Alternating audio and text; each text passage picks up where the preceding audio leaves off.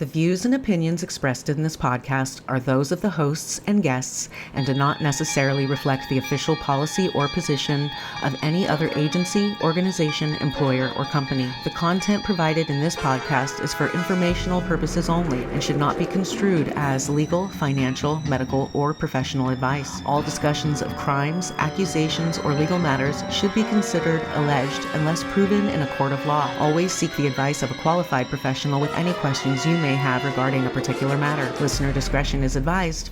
Enjoy the show. Holy fuck. Okay, people. So this is going to be crazy because we're just going to jump in because what I've hit record in is I'm in the middle of like processing something huge. This is Molly Skye Brown, who's already processed all the big, huge things. And I'm really grateful that she said yes to my request because what happened was I listened to Molly on the Imagination podcast, which I keep talking about, that everyone needs to subscribe to and listen to all the testimonies. But I was in the middle of listening to Molly's and I was walking my dog and I started bawling my face off and immediately like pulled myself over with the dog in the middle of my neighborhood and messaged her because I had to speak with her and now it's happening and you all get to be a part of that. So welcome, Molly. I'm so glad you did. And I'm so glad you did. I remember getting that text and I was like, oh, that's so beautiful. I love that you stopped and acknowledged and responded to yourself and said, I'm going to write her because I immediately was like, oh my gosh, now I want to be received and someone cares about my story and somebody cares about the truth, no matter how uncomfortable it is, terrifying, hopeful, scary. I mean, it's a roller coaster ride all over the place. And I was born into a little of it, nothing like other people were born into it. Some people. Let's get into that. Yeah. And let me get a tissue first. Yeah, definitely. You guys don't even know what we've just uncovered. No, and I got my karma shirt on, so I'll show them while you're getting your tissue. Love it, love it, love it, love it. Karma is due. And God is right on time. Right. Okay. Not even doing the tissue box because I think like this is might be a whole roll sort of situation. Okay, so welcome to the show. This is Out of Control with Mel, where we talk about coercive control and psychologically fucked up shit because that's what I'm into. And there's no shortage of reasons for that, as we'll get into some of that today, but this is more about Molly's story today. Well, we want resolution. We're sick of knowing this exists, being a product of its oppression. You and I both lost any careers we were working our freaking butts off towards. And you said something when we first came on that you would have been a veterinarian. Oh my God, same. I'm like, if I hadn't got on to the modeling and the singing and acting and pageants and all that stuff, I would have been a nerdy scientist. I was into bugs and critters and being Cinderella with them.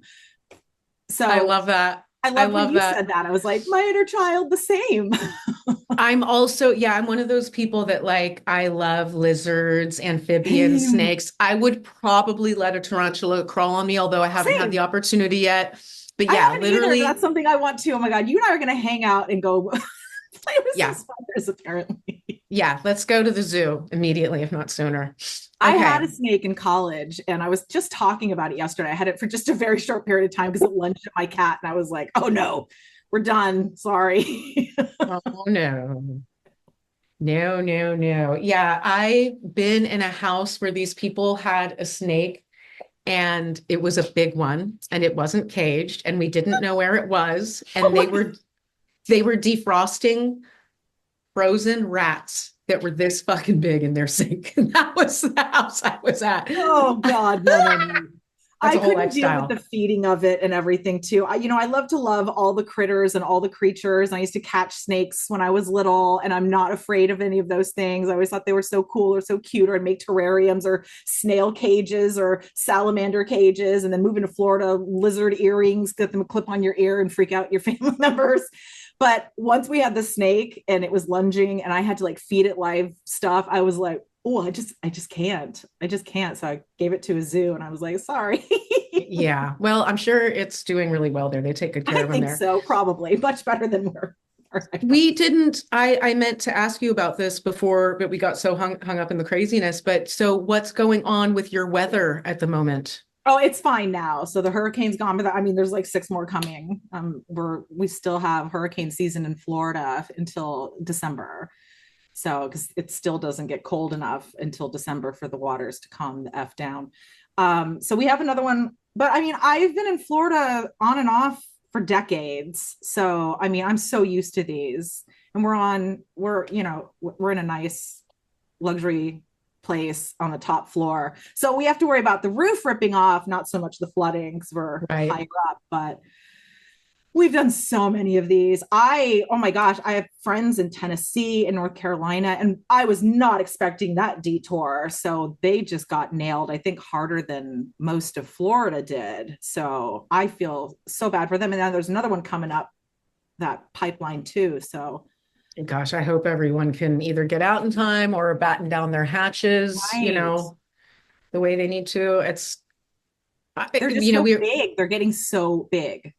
Yeah. What's the long-term plan, like, as far as for people who are living in right? It's none of us can just get up and go wherever we want. Too. One side's in denial and not fixing eroded beaches, and the condos are about to fall in the water. And then the other side is, not allowed to do a lot of things because they're not in charge. And I mean, my brother has a penthouse in Palm Beach, and it's eroding, and the beach is eroding away. This part out, but I don't know why more people who struggle with alcoholism don't use it. And they're like, it's not for me. I'm like, bitch, make it for you. Try harder. Right? Smoke past that paranoia. We have a cannabinoid system. We don't have an alcoholic system. Why don't people understand that? What the fuck would cannabinoid receptors be doing? Having the devil's lettuce. Right. They used to not want us having this. Assholes. Okay. I know. So Molly, let's start at the beginning of your personal story. I got it. Nice. You are Mr. Miyagi. Yeah. Do you mind starting with your personal story? Yeah, it's a lot. Yeah, it's a lot. Yeah, I know we don't have to get through all of it or whatever, but I have a lot of abusers, so I know. A lot. Starting with my uncle, my dad's brother. So born into somewhat of a situation. Thankfully, my dad was a good guy and was protective, and even he didn't know the full scope of what was going on because my pedophile uncle ended up being my godfather. Oh, no. So, well, yeah, luckily nothing happened and he never got any custody of me. He stole our inheritance right after my grandfather died when I was 8. So we were able to pretty much see his true self at that point. And I had already seen his true self. I think I said on another podcast, I've said it in my own podcast as well. When I was like 4 or 5, 6 years old, we were down at my grandfather's house, and it was the only time I'd ever been on my grandfather's yacht. And they used to go yachting all the time because yachting is another form of trafficking. And this is here in Southern California. Yeah. Mm-hmm. So this is in LA County in the 80s, in the early 80s. Okay, in the early 80s, your grandpa has a yacht. Yeah. Which I don't know if he's part of any of this, but who knows? I know his sons were, his 2 older sons were. They were connected with Hefner. They were connected with the Rat Pack. The Rat Pack are known Satanists. Sammy Davis Jr., known Satanist. Yeah. So it was like we were down there for Christmas, and we were down on my grandfather's yacht. We went on it. It was the only time I'd ever been on it. And I had on like a Christmas dress and, looked all white American elite upbringing. You looked like an adorable little present. Yes. Well, basically, yes. And children are to be seen and not heard mentality. That was right. The world that I was brought up in. So we're on this yacht, and my cousin, he is the same age as me. He's the youngest of that uncle's kids. And he and I were really close, and he was insane.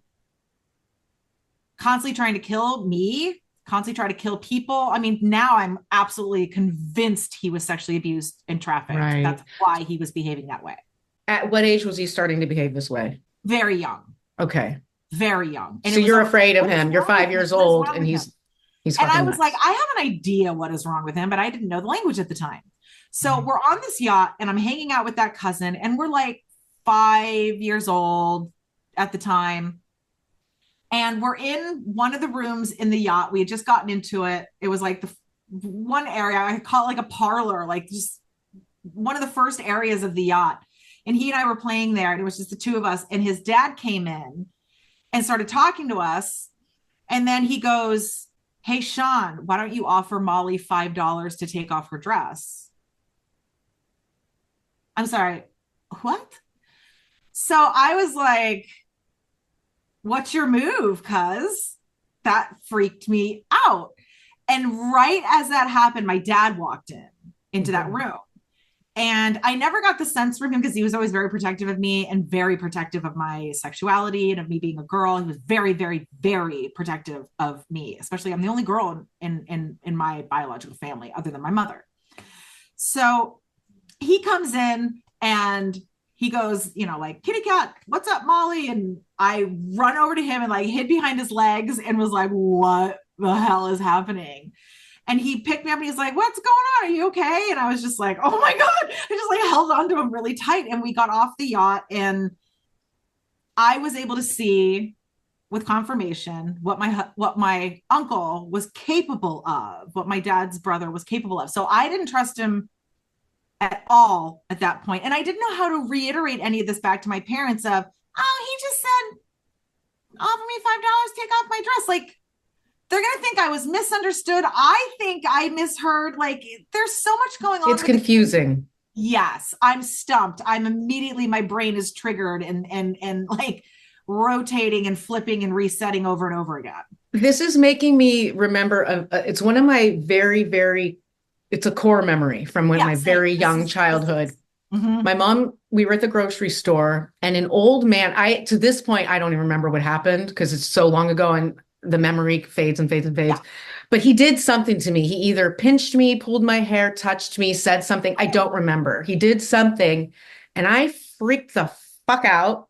Good. I don't even remember what happened, but I remember my mom took care of it. But there's something about that I was thinking about while you were talking. And when you're a kid and something like that happens, you don't know, like, does my mom know that this has happened? Does this person have permission to do this to me? Who's in on it all? Right. Are people allowed to do this? Is this just a new thing because you're a child, you don't know anything except what people show you. So you're like, oh, is this a new part of life? I didn't want to talk about things because what if I find out, oh yeah, we're all in on that. That's what we do.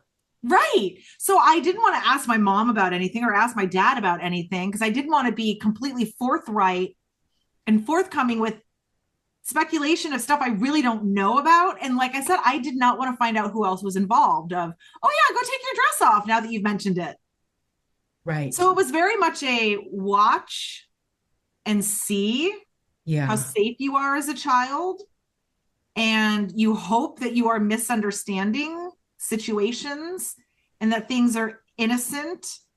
And then, you know, I don't know if you remember either, but I mean, I remember repeating things and my mom, Molly, don't say that. That's gross. Or, you know, those things are picked on more than right. Yeah. I kids, that made me think of another thing. I remember one time I was playing with this little girl outside. I was at my dad's. I was in every other weekend at my dad's house, girl. And I was playing with my little friend there. And we were trying to think of creative ways not to say bad words. I had to have been 6, 7, or 8. I'm very young. I don't even know all the bad words yet. Yeah. So, you know, caca was a bad word, right? So we're like, oh, but if you just say cock, then you're not saying a bad word. Look at you with that workaround. I'm so smart. So then my dad comes outside and I was like, Dad, cock's not a bad word, right? And he had a bad reaction. I was like, what the fuck is going on here? I didn't know. My dad didn't know. He's probably thinking I've heard the word cock somewhere. And it's like, no, I'm trying to invent words. Like, so you can't communicate these things with adults because they don't know where it's coming from with you. No, exactly. And the whole point it hid behind confusion for so long. I mean, I did not even know the words to say. I did not know the word rape as a child. I mean, until my 20s, I used to say people got me. I go, oh, that guy got me. They got me. Because I didn't know the term for it. I think that's probably what I was thinking. So when I was growing up, my mom, there were other little kids that had pierced ears, nail polish. Yeah. That was the big thing when I was really little. And I was not allowed to have either of those things. No. And I was made aware that the reason I didn't have those things is because creepy guys were going to give me attention. Yes. Like that was made clear to me at like 4. Same. So that's fun. How fucked up is that? And that's the thing. We don't hold the perpetrators accountable. We teach women to redirect their lives, right? Change your behaviors, grow up differently, unorganically. Yeah, we are supposed to change everything about ourselves to accommodate vicious men we don't talk about. I hate wearing a bra. And most of my life, my boobs have been completely small. So I've been able to get away with it. But when you get older, they just are like, hi, I'm here for no fucking reason. And you're like, I never wanted you. Why are you here now? With your periods, right? Right. So the only reason I wear a bra is so that dudes won't look at my nipples. It's not to lift up my tits. It's not for, and raise your hand, women, leave a comment, because like, how many of us are walking around in this horrible harness just so men won't look at our tits, and they're going to look anyway. Yeah. But just so we feel like there's an extra barrier, because just in case it gets cold, it's not because we're turned on, you fucking idiots. I used to sleep in a bra for that reason. I used to sleep in a bra because I wasn't sure who was going to try to touch me in my sleep, and I didn't want to find out. And there wasn't usually going on in my home, but it just became such a part of me that I just wouldn't take off the bra. I wanted an extra layer around me because I have gigantic breasts. I have big boobs. I was targeted. You don't even want them to have a free life. You don't want them swinging it. Like, don't enjoy yourselves, because that's wrong, boobs. Well, yeah, that's stay tamped down. For being sexual, for not being sexual. I mean, it's the psychology weaponized against us is fascinating. Yeah. Well, you notice I'm not wearing a bra today. Fucker. Well, I was going to say, I switched over to these like body shaper things. Oh my God, I love it. It's so much more comfortable. There's no underwire, because I used to have underwire and it would just poke into me. Like, it's a torture device. Destroy me. Oh, it was horrible. And you look like Madonna. They'd be like way out to here. I'd find something really supportive and I'd be like, oh my God, no. I remember I had to get my first bra when we moved to Florida. I'd just been raped too. I just lost my virginity at 9 and was hiding it all. And we moved to Florida and I was like, oh my God. So we moved from California to Florida. So I was like, oh, I think I'm going to be safe. This guy's safe. Not gonna get me. Right. And then school was starting and my mom's like, we got to go. You need a bra. And I was like, wanted to die. Just kill me. Don't acknowledge my body. Ever. You've been looking? You noticed? Stop noticing. Oh, I know. I used to carry my cat around just to cover my chest, because I was. When I do laundry in the building, or if I walk down the hallway and I'm not wearing my bra, I strategically will be like, oh, I'm just walking like this. Yep, same. Same. Oh, hi. Let me walk like this. That's how I like to walk, because I'm a fucking weirdo. I know. Can you imagine what happens when our boobs flop? Oh my God, mankind's going to just lose their shit. We're going to get raped. That's what's going to happen. Wow. And we're asking for it. Yeah. Clearly, when I'm on my way to the laundry room, I'm asking for it for sure. Yeah. Just having tits, we're asking for it. I know. Okay. Go on. I'm sorry. I'm glad we can have a good time. Always. So that first predator was my uncle. I remember one of the first times I was at his house, at my grandfather's house also, that he was there, was around another Christmas time also, because that's when we would drive down from Monterey Bay to Hollyweird, was usually during the holidays, Christmas time. And so that same uncle, my dad's 2 older brothers, they were connected with Playboy, Hugh Hefner, the Rat Pack, and they used to help traffic bunnies to JFK. So they had tons of connections. They were definitely infiltrated in that world. And I remember I went down there one time and I was super excited to see some of my cousins. I hadn't seen them in forever. And I was like hyper. I wasn't tired. And it was like 6 or 7 o'clock and we were eating dinner and I had like a glass of milk, I think, with my dinner. And while I was drinking it, I fell face first into my food, but was conscious. And I remember thinking, I'm going to drown in my food. I'm going to fucking die. And I heard everyone at the table going, oh my God, the poor dear, she's so tired. She just passed out right into her food. And somebody going, oh, get her face out of the food. She's going to die. And I'm like, yeah, I am going to die. I'm awake. And then my mom was handicapped too, because she's got the same problems I do, except she has it in both her hips. So I remember one of them was like, oh, I think it was that same older uncle. He was like, oh, I'll go take her upstairs and lay her down so my mom didn't have to worry about stairs. And I don't remember anything after that point. I remember being carried off. I remember literally falling into my face. I remember all I wanted to do was play with my cousins. And then suddenly I was asleep and incapacitated, yet I was awake. I couldn't move my body. And I don't know anything that happened after that. Next thing I remember was waking up literally the next day. And they're like, you were so tired. You just slept the whole night. No, I was not. No, I don't believe that that's what happened in the slightest. And like I said, that cousin, he crazy glued a rabbit's face in front of my brother to kill it in front of my brother. Slow death. No. When I was in a full body cast, he threw me in a pool. I was like, I think I was 2 years old. So he was constantly trying to kill me. Choking me, strangling me. There's notes in my baby book that's like, Sean's always trying to kill Molly. We don't understand why. My dad had to get me out of the pool. I was bobbing in it upside down because I was in a body cast and it's buoyant.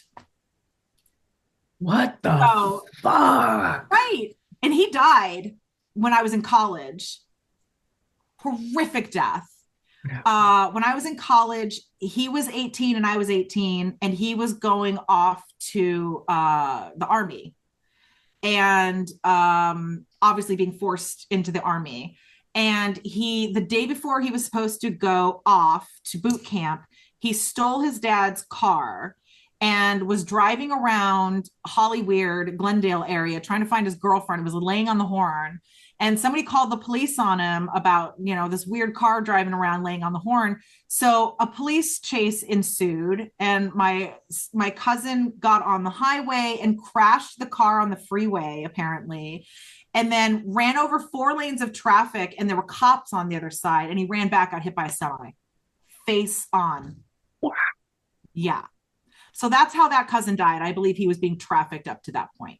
I believe he was being forced into the military to still be complicit and compliant. Right. Fuck. Yeah. The one thing that I know. One person. That was the first one I met. I don't believe for 1 second that psychopaths and sociopaths aren't made. Yeah. Sure, we have a genetic propensity, but they are made. So those are still decisions, right, that you're making. Yeah. Yeah. Yeah. Something happened there. Yeah. Yeah, I'm very curious what his shit was too. So that uncle also molested his sister, gaslighted her for years. She was suicidal and an alcoholic, and everyone would gaslight her. Oh, what's her problem? Blah, blah, blah. And I'm like, God, I wonder. And then he sexually abused his sister. And then the other brother was a child actor in Hollyweird. So no clue what these people have been through. But they've chosen to be bad people. Yeah. One of them's dead. The pedophile one's still alive. He's going to meet his maker soon enough. Yeah. And he met me. I've outed him. I've confronted him and his wife repeatedly. And I said, you're a pedophile. And yeah. Tell me about the first time that happened. So the first time it happened was at somebody's wedding, one of my cousin's weddings. We were at one of their weddings, and I was like, I think I was 10, 11, 12 years old. I'm trying to remember. We were back in California wrapping up the lawsuit, and we were living in the Santa Cruz area, Scotts Valley. And one of my cousins was getting married, and we got invited to the wedding. And like Wolfgang Puck was like her caterer, like very rich. These people stole our money and then bought their kids frivolous gifts like Ferraris and shit like that. And we were furious that they took our money and then were spending it. They took everyone's money. My dad's two sisters and my grandfather's wife. So they were fighting them in court with them. So we were at this one wedding, and I remember that uncle came up to me and he patted me on the head and he said, "Oh, Molly, you're getting so big." And I said, "Don't touch me," in front of everyone. And my dad was like, "Hey, hey, little girl." And I remember he told me later he was so proud of me. How old were you? Something. I was like 10, 11. I love it. Love it. Mm-hmm. God, that's hard to do. Middle school. But that's just me. It's like, that's the God part of me that I can't keep my mouth shut. I will say, I will flip a fucking table. I can't hold it back. Good. So my dad was like, I was like his little buddy at that point. I kept telling my dad, "You're going to win the lawsuit because good is going to win and they're evil." And he ended up winning. But I mean, I was so naive at the time. Yeah. I just thought, oh, the system is going to get these people. I was very naive. And that was a big part of my faith was, oh yeah, well, God's going to make sure the good things happen and then hold the system in check. So that was a big part of my faith too. And it helped my dad to have his faith. And the two of us really bonded over that. It was one of the reasons I wanted to be an attorney, because I wanted to fight for people. I wanted to make sure that I could protect myself and I wanted to be an entertainment attorney, make sure people weren't getting raw deals. One of the things my dad said was never sign a contract. Do not sign a contract without our attorney looking it over.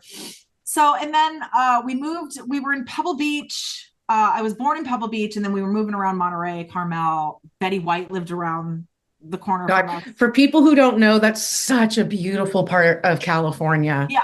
My golly. It's gorgeous. Google it or go there. It is just heaven on earth. It is absolutely gorgeous.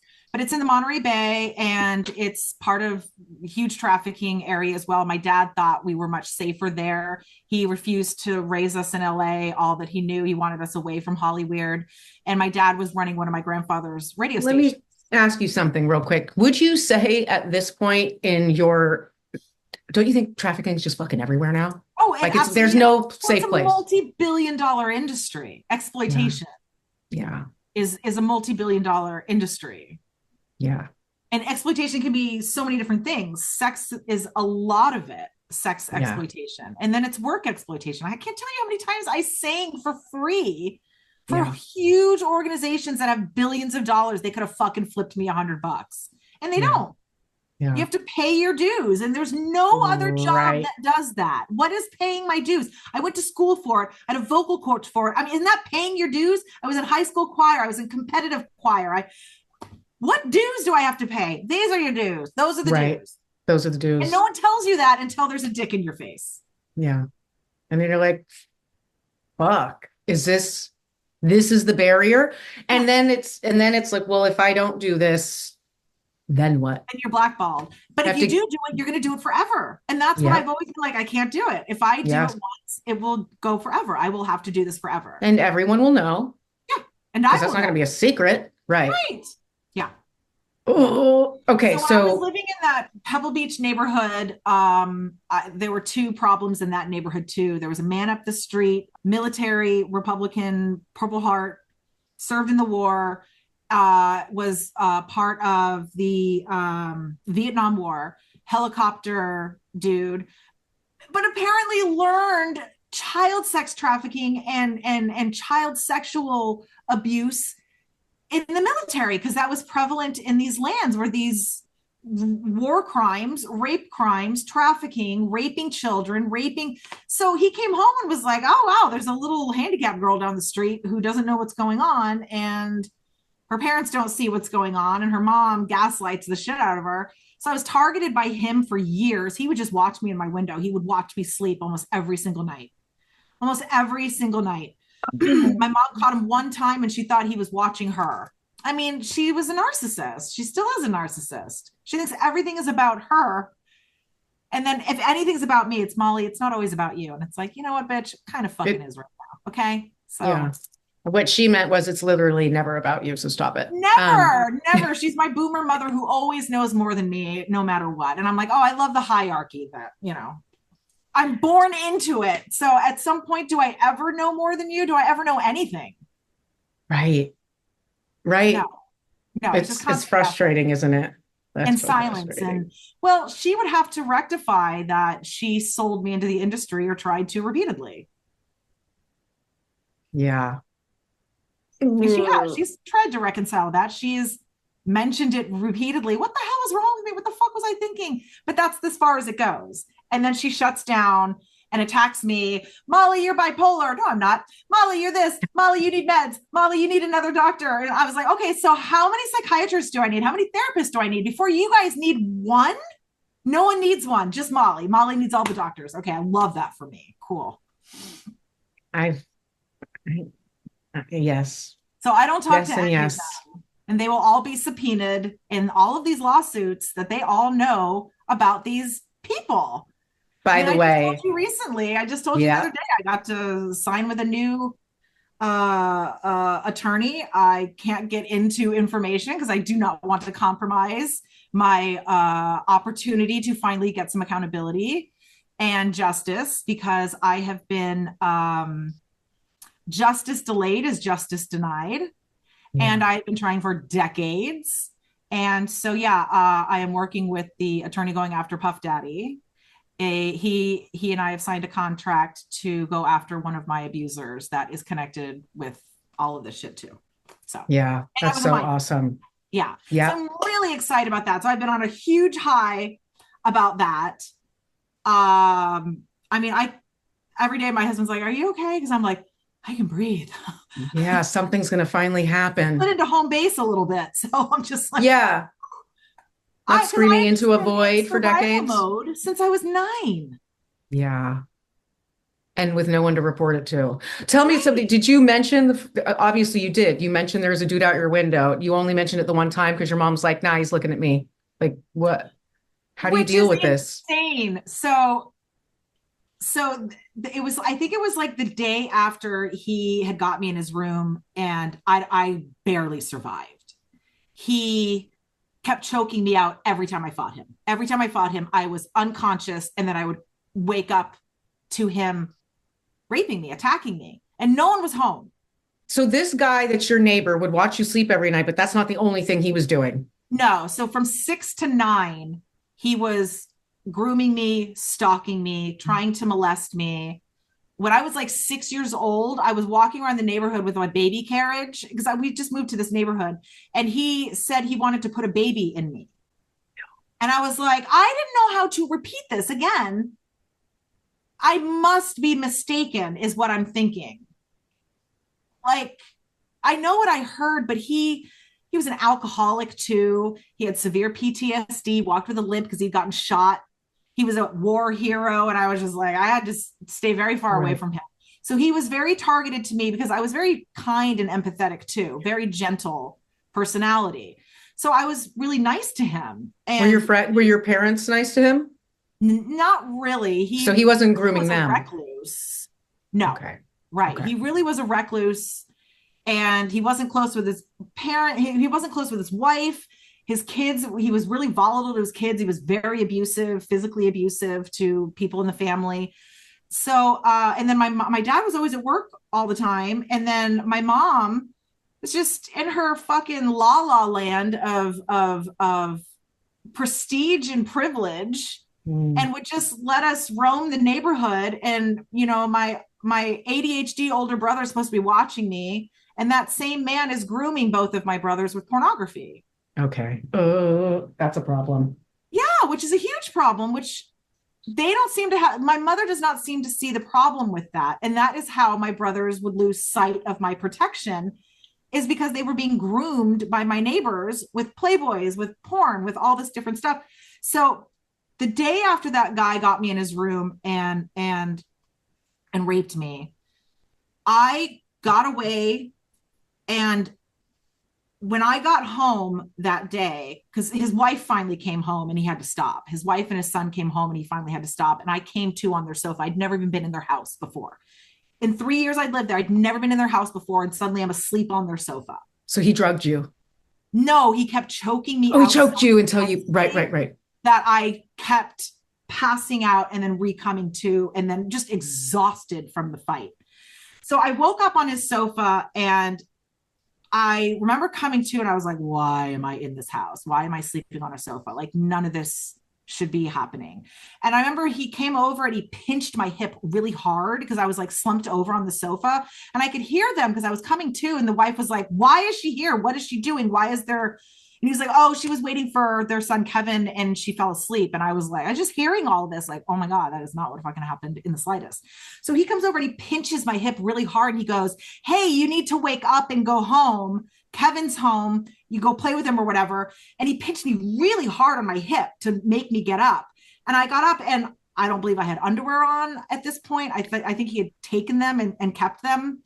And so I was coming to, and I got out of the house, and my little brother was in their front yard. And the whole reason I went into this man's room to begin with is he had a rabbit fur. He had skinned a rabbit, and I wanted it.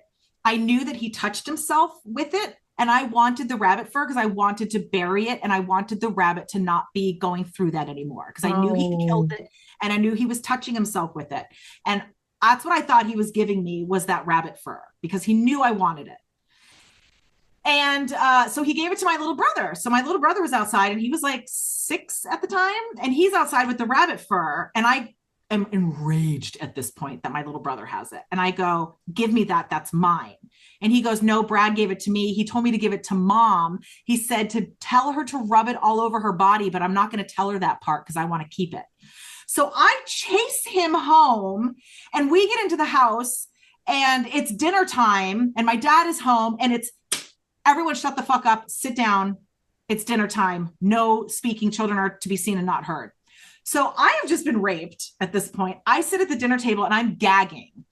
For 3 years, I have been anorexic. I have not been eating. I have had severe anxiety from not being able to communicate all the shit that I'm going through. So I start gagging at the dinner table over the food.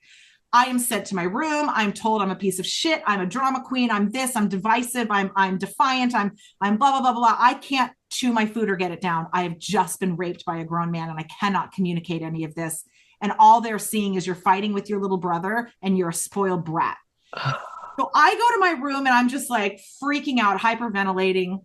I'm like, okay, well, at least I don't have to have dinner. At least I don't have to force dinner down, because every single night I had to get dinner down, even though I was terrified in my life and couldn't eat. Mm-hmm. So my mom comes into my room, and she goes, get back to the table. You're not getting out of this that easily. Get back to the table. So I get back to the table, and then I'm told that I have to stay there the entire night until I finish my food. So the day I was raped, I slept at the dinner table. I had no underwear on. I believe I was still in my Catholic school uniform, and stayed at the dinner table like that. And I remember the whole night going, God, why do you hate me? Mm-hmm. Why do you hate me so much? Why are you letting this happen? Why is this earth? Why is any of this allowed to happen? And then we were going through this lawsuit at the same time too. This is when my uncles stole our inheritance. So my dad was flying to Florida the next day to find us a home and look for a job because they'd stolen the radio station away. So they were leaving us destitute. Yeah. No income, nothing. And so my dad flew out the next morning. I still couldn't eat breakfast. I was told I literally had to eat dinner for breakfast. And I was like, all right, well, I'm not eating fucking onions for dinner or breakfast, whatever. I was super triggered anyway, because when I woke up at that man's house, his wife was cutting onions. I could hear and smell it. So I have this insane trigger for these types of things. So my mom tells me, go sit down, eat breakfast, eat your dinner for breakfast. And I don't. And I'm like, at this point, I haven't eaten in, almost 24 hours. And she's like, just go to school. So I go to school, and I had my haircut like yours at the time. It was really, really short. And I go to school, and as soon as I get to school, a seagull crapped on my head. Big ol' God, what the fuck is your problem? Basically, I was like, what is your problem? What are you fucking... So I had to go in the bathroom, and I don't remember if you remember from the 80s, but they had the gritty pink soap. Ew, yeah, that, whatever. Yeah. exfoliating gritty soap. And then I was like, maybe I'll just die. Maybe I'll just die because it's freaking cold and I'll just die and can be done with this. So my dad flies to Florida that morning. I get home from school. The nuns call my mom and they're like, Molly's having a really bad day. And my mom's like, yeah, she's been having a really bad day and she needs to stay there. She thinks I'm manipulating the nuns. So they go, well, a seagull pooped in her hair and she washed it in the sink. And my mom goes, well, I don't want to reward her behavior. So tell her I will be there promptly after school to pick her up. So I'm sent back to school, sent back to class. And I'm just like, fuck the planet. I hate this place. So after school, my mom picks me up and she's berating me and giving me shit. And then she takes me for ice cream and she's like, no, I don't want you to think I'm rewarding your behavior, but your dad's out of town and blah, blah, blah. And maybe I laid too hard into you. Like nobody could see the distress I was going through. I had severe tics going on at this point too. And so I get home and my mom goes, okay, why don't you sleep with me tonight? Your dad's out of town. I just want to kind of keep you close because she can see there's something really wrong. But she doesn't seem to see she's exasperating this. Right. So I sleep in her bedroom that night and we're getting ready for bed and I'm in her room and I go into her bathroom and I'm going to the bathroom. I'm peeing. I'm changing into my pajamas and I'm sitting on the toilet and I look up and that man's face is pushed against the screen watching me in my mother's bathroom. Yeah. And I am just freaking out. I think this man is going to kill me and abduct me and that I am, oh my God, I'm terrified at this point. So my mom comes into the bathroom and sees him because I point to him. I'm just terrified. I point right to the window and I'm just fear stricken. I can't even say a word. And my mom turns around, she goes, oh my God. And she goes out after him. She grabs one of my dad's shotguns and she's like, get the fuck out of our backyard. And he hobbles off. He had a stogie. He was smoking a stogie and a beer can. And this so he's having a party. He would watch me outside my window and my mother's bathroom was right next to my window. So he was probably looking for me in my room, was like, where is she? You know, it's time for my show. And that was another thing too. On the back of my window, under my window, I used to see what I thought was snail goo. No. Yes. Snails, slugs that I was like, wow, there's so much snail goo under my window only. It was very weird that I thought these snails congregated under my window. No, the man is jerking off under my window, drinking his beer, smoking his stogie, and watching me have to deal with him watching me, which is terrifying to me. I would sleep facing away from him. I would sleep in a locked position. My body wouldn't move. I'd wake up the next day and my joints would be stuck in place because I was so terrified and didn't move. I would never go to the other side because I never wanted to see him. No one would believe me. I used to sneak out of my room and hide behind the sofa. I'd say, there's someone in my room. There's someone to watch. You just want to watch TV. You're just being manipulated, blah, blah, blah, blah. I mean, this is why I do not talk to my family. To this day, they still have not they owe me an apology. Wow. Every day in the news, something validates what I have said. And they just treat me like I am insane. And it is so fucking rude. And I cannot tolerate the gaslighting. So that man's in the window. My mom calls the police. She calls the guard gate because we lived in a gated community. She calls all of them and she reports. Oh my God. You're in a fucking house. I'm hiding under the bed. And my mom tells them, I think he was here to watch me. So she doesn't put anything together of Molly. Has he been bothering you? Molly, has he been in your window? Molly, is there anything you need to tell me about Brad? No. She dropped the ball completely. And it was not until my 21st birthday, I finally was able to tell her what had happened because I'd been to therapy. I'd been to college. I had gone to therapists. I saw the people she refused to take me to. And on my 21st birthday, I finally told her some of the stuff that happened to me and she'd made it all about her. Oh my God. Oh, she's so the victim of everything. And then she basically said, I am so sorry. I thought he was watching me. And I was like, yeah, I know. You really dropped the ball. You weren't even in the bathroom when he was watching me. Right. So self-centered. And then that was one neighbor. And then that's no protective mother instinct whatsoever. Because for most None. people, that would be instantaneous. Like, oh my God, what are you doing to the child? You're not thinking of no. yourself when there's a child present. You're thinking of the child when there's a child present. And this is what children have to go through and try to rectify and reconcile and make sense of, that they're not being protected. My dad was so protective of me. My dad was so incredibly protective of me. And then he was also telling me, I'm not trying to be Captain Buzzkill. I don't want to dampen your good time, but I want to keep you safe. And then my mom would gaslight him of, you're overreacting. And I mean, one of the last times I saw my mother, my son was, I think 15 at the time, 14 or 15 years old at the time. He's 18 now. And we were down visiting her and she handed him a Playboy. And I'm like, what the fuck is wrong with you? So she's a groomer. She's a boomer groomer. And she is very groomed herself. Mm-hmm. You know, she used to tell me strategy of, Molly, do you think you'd ever do Playboy to further your career? And it was like, I don't understand how those reconcile. I am a Disney fucking princess singing to children. How am I doing Playboy? Yeah, where does that fit in? Connections. It'll open doors to what? Porn? To my legs, right? Open fucking legs. My father was very protective of all of this. My mother, I mean, I had to really learn that she was not going to protect me. And this is going back to what we were saying before about how when you're a victim and you speak up, a lot of times you're not protected and no one goes after your abusers. They clip your wings.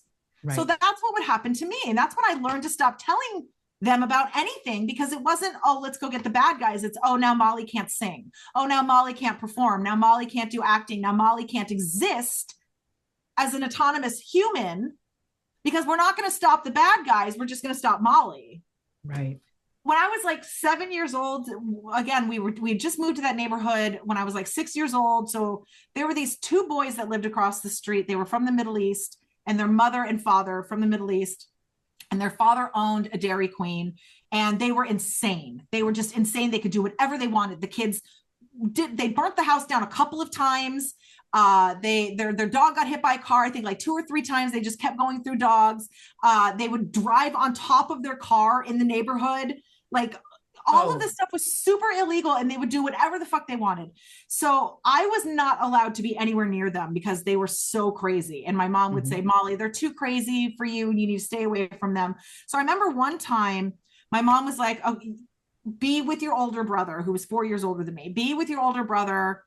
And then, you know, then you're safe, you're fine, whatever. So I was like 6 or 7 years old. One day we were over across the street at their house, and I was with my brother, and their mom was home and their dad was working. And the two brothers were sandwiched around my age. One was a year older and one was a year younger than me. And we were over there, and they had a giant playroom downstairs. The sublevel was like a gigantic playroom just full of every fucking toy imaginable. And all I wanted to see were all these toys.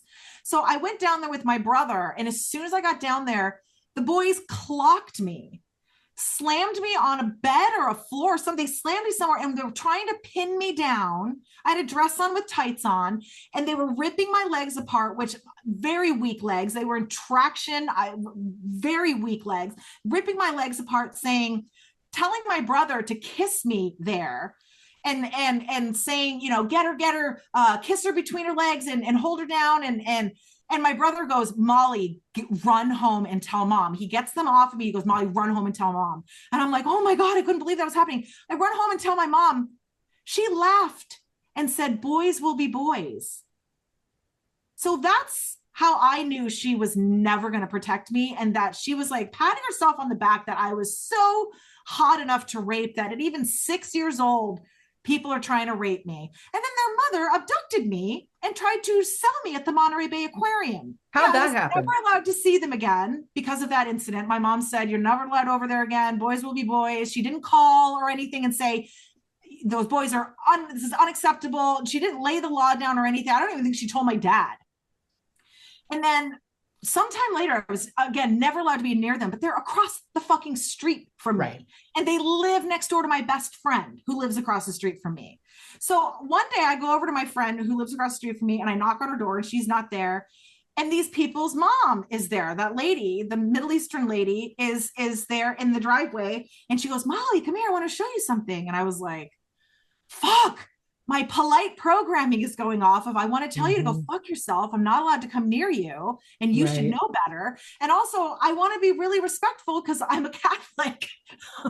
And this woman is looking at you. It's very hard to be rude to someone's face. Yeah. Right. So she tells me to come over and I'm like, okay, well, we're outside. So I'm safe outside. So I go over and I stand in her front yard and she has a bucket of water and it's full of mosquito larvae.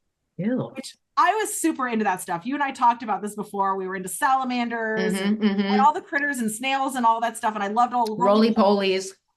Yes. I used to make them all like terrariums and stuff. So she knew how to get me. And growing up in Monterey too, we had all the tide pools. So we would look at all the tide pools, loved all that stuff. So she knew I was super into that stuff. So she called me over and she was like, look, Molly, come I on. said ew because my Oh, feet it are is covered in fucking mosquito bites now, but yes. Oh yeah, well it is ew. Except they were so cute. If you've ever Mhm. seen mosquito larvae, it's like what do you call it? Sea monkeys. They look like sea monkeys. Mhm. You know? So I'm looking at him and she we're playing with them. It's full of them. Every time I touch them, they're just like going crazy. There's so many of them. And then she goes, Molly, I got your mother's permission to take you to the aquarium today. And I'm like, let's fucking go. That sounds amazing. And she goes, your mom said just you and I could go. So her creepy boys weren't coming. And I'm like, this is amazing. The Monterey Bay Aquarium had just opened. It was brand new, state of the art. It was right down the street from my dad's radio station. It was on Cannery Row, same Cannery Row. And I immediately got in the car with her and we drove out of the neighborhood. We drove right out of the neighborhood. I thought we were going to pull into my driveway and we were going to say goodbye to my mom and I was going to get a sweater or something because it's fucking cold where we lived all the time. No, we drove right out. And I remember like, Did you? myself. Okay. Yeah. So you had, Oh, yes. you knew something was up. Oh, my, because that's not normal. A pit. Everything felt like a pit. And I was like, oh my God, this is not on the up and up. She does not have my mother's permission. My mother would have spoken to me. She would have given me food. She would have given me money. She would have told me instructions, would have had a jacket. So we're driving out of the neighborhood and I'm like, oh my God, I hope this is on the up and up. And then we Tell me how old you are aquarium. again. 7. Okay. Mm-hmm. So we arrived at the aquarium and I'm like, okay, at least we got to the aquarium. So this woman is in a Middle Eastern garb. I don't even know what would call it because there's so many different denominations of this outfit, but she's with a little white girl.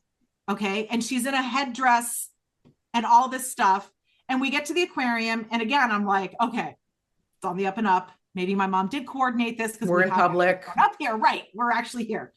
So she starts telling me to call her mom. And then I've never hung out with this woman.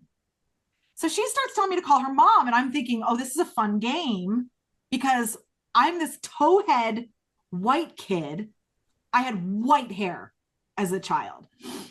I'm this little towhead and I'm calling her mom. And I just thought we were having the best time. I just thought this was something silly we were doing, that she did have my permission, my mom's permission and all this stuff. And I just thought it was the best day ever. And now you're playing a game. And now we're playing a game. Mm-hmm. And so we're going through this one area and she was really nice and sweet through the whole thing. And then personality flipped off, changed within a second. So we get to this one area and she goes, Molly, I need you to stay right here. Because I was trying to go play in little areas. We were like in this one area where I could kind of like wander. And she goes, Molly, I need you to sit here. And her demeanor changed. She grabbed my arm and she was like, I need you to sit here and I need you to sit down. And I pulled my arm away. I said, you're not my mom. And she said that we were meeting a man suddenly. And I was like, oh, no, we're not. And so I kept slinking further and further away from her because she kept trying to get me closer and in her control. Mm-hmm. And I got further away from her. And there was a woman and a girl, like a mom and a girl, not far from me. And I just went over and like stood next to them, like I was with them. And they were like, are you okay? And I said, I don't think so. And I said, that woman's not my mom and she's scaring me. And I want to go home and I don't think my mom knows I'm here. And that woman was like, okay, this is like 85, 86. There's no cell phones. So she's like, okay. She goes, stay here with my daughter. And she flagged down a security guard. And as soon as this starts happening, that lady grabs me. She goes, Molly, I got to get you home. Your mom's looking for you. She grabs me and takes me back to her car. We drive to my house. There's cops at my house. The police are at my house. They're looking for me. We drive into her driveway. I get out and I get home and my mom is furious and she's screaming at me and she tells me to go in the house and that she'll handle it, blah, blah, blah, blah. I go into my room and I literally passed out from the adrenaline and from just being so freaked out and scared. And I didn't know what was going on. So I like literally passed out for hours. I had no idea that I was like going to be on that kind of a high. And I woke up and then it was like almost dinner time. So it was like way later in the day. And I came out and I was like, cause I was told to go to my room that I was going to talk to the police, but then I crashed and like fell asleep. And my mom was like, oh, I didn't want to bother you. I told the police it was a misunderstanding. And I'm like, no, I need to tell them what's going on. And of course I didn't say any of this. I'm just like, I don't know what's going on because I'm 6 or 7 or 8 years old. I have no idea what's going on. And your mom probably is not understanding. No. Your mom's not enjoying that there are police and that the whole neighborhood can see that. No. I'm sure she wants them out fast about that because she wants to read her People magazine and sit on the sofa. Oh, so not even an embarrassment factor, just fucking inconvenient. Well, she told me that she lived vicariously through me. So she's not worried about me. She's worried about, oh, I didn't do all the things I wanted to do. I was too scared. So I'm going to live them through you recklessly. Wow. I mean, my mom was one of my agents. She was one of my managers. Luckily, I had real agents because she was not protective. She was protective enough, thank God, that she wasn't too opportunistic. Like she wasn't selling you at the aquarium, at least, but gee, what a low bar. Yeah, when I was later and teenager, she was selling me to whoever she could, and trying to. Like she let me date older men when I was like 15, 16 years old.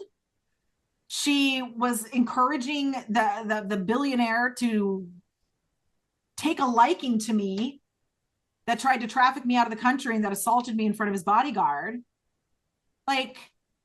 She was sending out letters where he's flirting with me and I'm a teenager and she's sending them out in Christmas cards of look what Molly's doing. Look what Molly's scoring. And my dad was always like, stop it.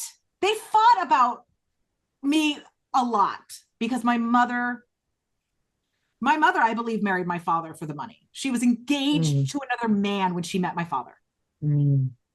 So I don't understand my mom's opportunistic personality because I don't have the same personality. I will not marry someone for money. I literally married someone who had no money because I knew we could make our own.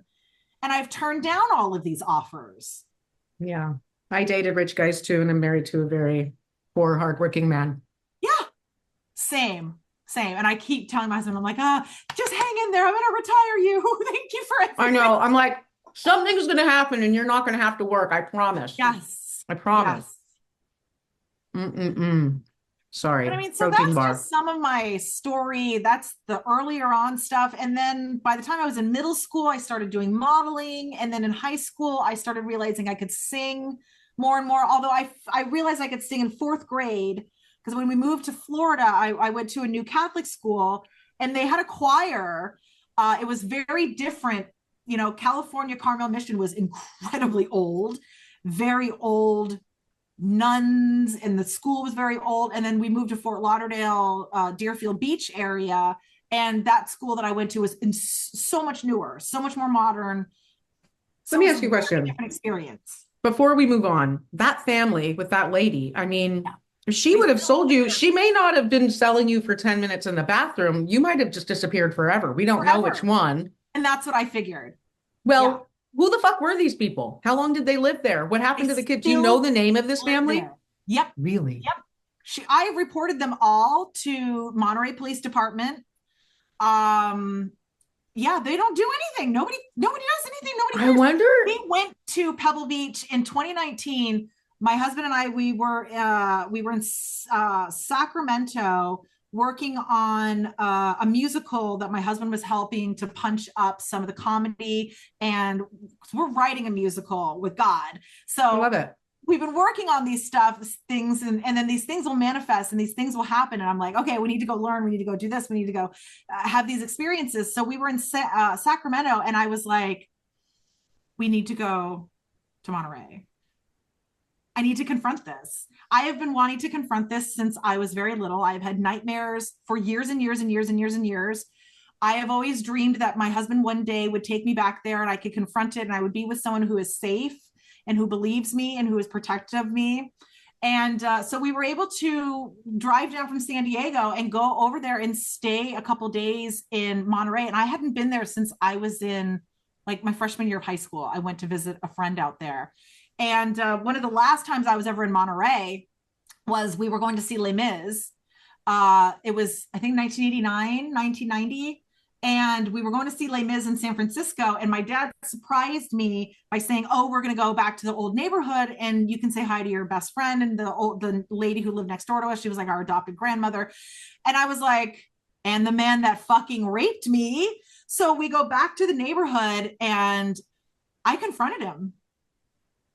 I was 12 years old, 10, I think 11 or 12, 13 at the time. It was the middle school again time. And we were down there for Les Mis and we were in that neighborhood, and I went to go see my friend and I said, hey, do you think Kevin's home? And that was his son. And she was like, oh, I don't know. And I was like, well, I haven't seen him in years. I want to say hi. And I didn't. I definitely want to say hi to your daddy though.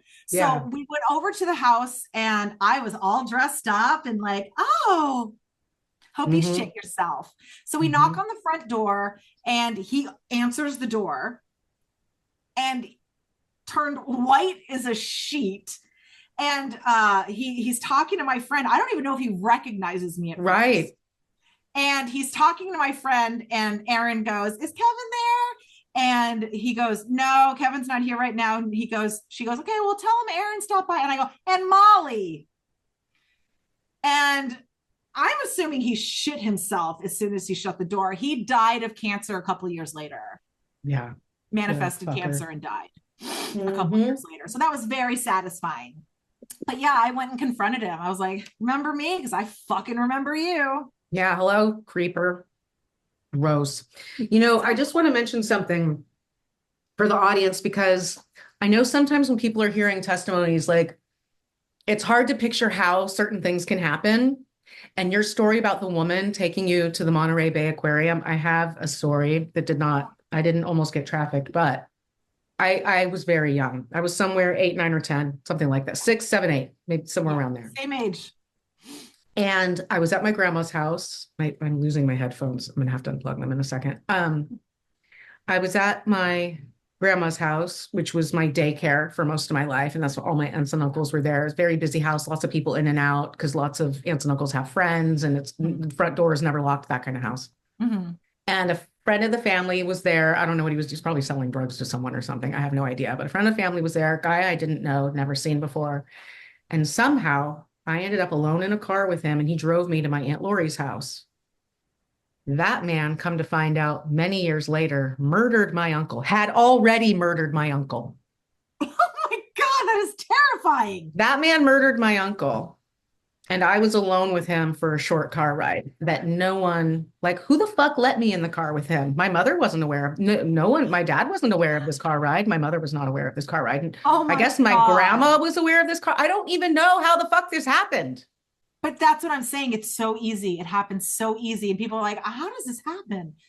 Yeah. And I mean, I have wanted to sell my rights, whatever. This is why I want to tell my story, write my book. I would like it to be made into movies, and maybe not my whole life into one movie, because no one will ever fucking believe how many times I've been targeted, when that's the fucking reality. And that's how it hides, is they hide behind, oh, no one's going to believe multiples. So then that's how multiples happen, is no one believes multiples. Right. So therefore multiples happen. Oh, just hot tip. If you have an attractive daughter, she's being targeted from the moment you let her out of your sight until even, I mean, look, Richard Ramirez raped 80-year-olds. Yeah, so if it's got a hole, a guy is going to try to fuck it. So absolutely. Even if it's dead and has even if it's dead. Yep. Yeah. And y'all want us to give up our voting rights. I know. Fuck off. I know. Fuck all the way off. Fuck all the way off over there. But I mean, they're everywhere. I mean, and that was just that one neighborhood and those people. And then when I started in high school and I started modeling and singing and actually going on auditions and like being part of the industry, was everywhere. I mean, one time my brother and I went on a Pringles audition for a Pringles commercial. We were down in Miami and we went together because I think I was like 14 or 15. I know this story. I'm sorry. That's why I'm starting to so you know this story. No, tell it though, because the audience doesn't know it. But that Right, just so so you my know why brother- I'm starting to laugh. And it's not funny, but It's not funny, you guys get it. But this is what happens. So I was like 14, 15 years old. My brother was probably 18 or 19 years old. And we were with Boca Talent at the time. And our agent called and said, why don't you both go on this audition for this commercial? If you both get it, that'd be great. And so we auditioned together. We go in the room together and we audition together. And then the director, producer, whoever the guy is in the room, he says, great. I want her by herself though. I want you, big brother, go out of the room. I think you're distracting to her. And I'm like, no, he's not. So he tells my brother to go out of the room, and my brother's severe ADHD, has severe allergies too. And it's before he was on any kind of medication. So very hard for him to be like, no, I'm going to sit here and protect my sister, and things are not on the up and up. So he's just like, okay, yeah. He goes and waits outside. I'm standing in the room and the camera's right on me, and the guy starts directing me and he goes, I need to see your body. He's like, can you lift your shirt up so I can see what your body looks like? And I mean, immediately I'm like, oh yeah, sure. Wait a minute. Like I started to, and then I'm like, wait a minute. I don't want to show anyone anything. But in the moment I'm like, okay, well, I know that they have to do the stuff. They have to see what your body type is like, but I'm going, it's a Pringles commercial. You're concerned that I look like eating potato chips? And you probably don't know this because you're a kid, but like your agent will send you, like it's a bikini thing. Right. You're going to need to show your body. Like, yeah, right. Right. And that's what I had to learn, is that they would be prepping me for this stuff. And I don't know if you heard my bullshit debutante ball story with those people where I was. I'm sure I did, but you'll have to refresh me. Fake legitimate event. So this is when I was. Wait, no, finish oh yeah, that was the Pringles thing. Because I remember you said something about the Pringles. You're like, wait, are there Pringles commercials where people don't have their clothes on? Right. Right. I don't even think I've seen Pringles commercials where they have bikinis on. Right. So I didn't understand how me being scantily clad has anything to do with getting a Pringles ad or being in a Pringles ad. But I was like, I don't want to be in it if I have to be half naked. So I told him, I was like, I really don't want this that bad, and slinked out of the room because he kept trying to get me to stay. Yeah. No, stay. No, you've really got to put your foot down or you'll be in a porn by noon. Yeah. And then the bullshit debutante. Wait, ball. that's the name of a musical that you're going to write at some point. You'll be in a porn by noon, or that's the name of a song yeah. You'll be in a porn by noon. Have this drink first. It'll loosen you up. These are your lines. They're liquid lines. And then when I was 12, you wanted to see your body? Was that? Yeah, I think I was like 14 or 15. Okay, well, still gross. I was still very inappropriate, but yeah, I mean, but we shouldn't have to go through that. Mm-hmm. And It's to be so confused, like, unacceptable. do I have to take my shirt off? Right. Because this is the thing people don't understand. Like, yes, your manager and your agent work for you, but when your agent sends you in an audition and you have a problem, you hear back. Yeah. And they scold you. And Yeah. like, I remember when I had my agent, I was in therapy at the time. Oh, I wonder why. I was in therapy, and I went to therapy on Tuesdays, and it's like, don't send me on auditions on Tuesdays or callbacks, Wednesday. because I'll have been fucking crying that whole day. I can't do it. And I Right. told him that. So then he pretended to forget, and then he'd be like, I would never have a male agent to begin with. what's going on with you? Ooh. What's going on with me is I told you I have fucking therapy on Tuesdays. How dare you have emotions? Fuck. Why can't you have one emotion like a man? Why can't you just let them rape you so I can collect my 10%? You fucking Need a porn by cunt. noon, would you please? We have a tight schedule to run here. Yeah. So the debutante ball thing, I mean, I had already gotten a ton of work by then. I had multiple agents by then, and they were telling my mother, stay away from Trump management and stay away from John Casablanca, that those are like trafficking, multi-level marketing. Where are you living? What's that? Oh, this was Palm Beach County at this time. Okay. So high school, I was in Palm Beach County in Jupiter, Florida. And I had 2 agents there. My brother had one of the same agents as me, and Boca Talent. And then I was also with Sarah Parker Talent and Model Agency was the other one I was with. And she was the one who, both of them were very much trying to make us be aware of the industry, that there's predators everywhere, multi-level marketing, classes you don't need, pictures you don't need. They're all trying to sell you. It's very similar to the coaching industry now, where it's like not real, not vetted, not moderated, but you need a certification and a license, and you got to pay 30 grand for this thing. Everything that costs money. Trust me, I know, because it's something that it's like, well, I don't want to get into all that, but yeah. Totally. But that's it's totally part of the beast. And so that's what she was trying to navigate us through, because it was like, how do we know? Because of course I'm going to need some headshots. But then when things become like a big class or real private things, I mean, she was just telling us what to look out for. If you end up at a mall, red flag number 1. So that was some of the stuff. And John Casablanca was recruiting at malls and had all of the girls at malls and stuff. So it was like recruiting and trafficking. And then all of that is connected with the modeling, trafficking and stuff. So my agents were telling me to be aware of that stuff. They were coaching my mom to be aware of that stuff and to stay away from that stuff. So I remember one day I came home from high school. I think I was 17 at the time.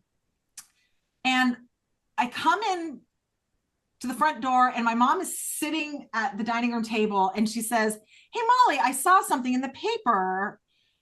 Let me know if you're interested. They are doing," the radio station was doing a fake debutante ball, which, if you know anything about a debutante ball, it's when a lady is presented as an adult to the society, or whatever the bullshit is. The snooty, girls are not good enough, and here's our good girls, and these are not good enough, and they're not good enough, and they don't know they're good enough. It's just such patriarchy, pandering programming. So I was like, as long as it's not like a real debutante ball, because that's basically what a pageant is, which just even snobbier. And I hated doing pageants, even though I won several and for several categories and did well, but it was all for recognition and scholarships. And it was always because of the singing tract that I was even interested in it. Yeah. Dancers and singers always end up in pageantry. Yes. Right. Yeah. Yes. Even though we don't want to be. Even though it's not at all. Yeah. So my mom's like, what do you think about doing this debutante ball? She shows me the newspaper clipping. I still have it. And it says that the radio station is going to crown a local for the debutante for the radio station, and they're raising money for the Bonacotti Fund, which is through the NFL. And they're going to be giving away a Harley, and people can buy tickets by raffles for the drawing. And that they're going to crown the debutante at the end of the night. So I get to this event. It's on Palm Beach Island. And I get there, I think it was like around 6 o'clock. And I think the event started like 7 or 8, something like that. And I was told to get there early. And I get there early, and there's a whole bunch of D-list celebrity judges there. There's JJ Walker from Good Times. Fuck, I know this story too. Okay, yep. So you do know this story. There's JJ Walker's there. You said spoiler alert, JJ Walker, something happens. Yeah, spoiler alert. Sorry. And Barry, what's his name? Barry Williams, is that his name, from the Brady Bunch? Oh. Greg Brady's there also. Yeah, I'll look him up. But, Well, I make the cover of the newspaper dancing with him. So I have pictures of him and everything. Oh, so cute. I'm there. I'm like 17 years old, 18 max at the time, in high school still, finishing up school. And I get there, and as soon as I get there, this woman comes up to me. Thankfully, I have a picture of her. It's Barry Williams. Identify who she is.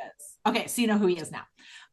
So this woman approaches me, and she tells me that if I am expected to compete in the debutante aspect, I can't remember the language she used, but she basically was saying I was required to meet for private interviews in the limo, which you and I just spoke about how all of this would be disclosed if it were on the up and up, and I was expected to participate in things, I would be prepped for it. Mm-hmm. So I'm going, okay, I dislocate easily. My knees dislocate. I've dislocated repeatedly. By this time, my knees have dislocated repeatedly.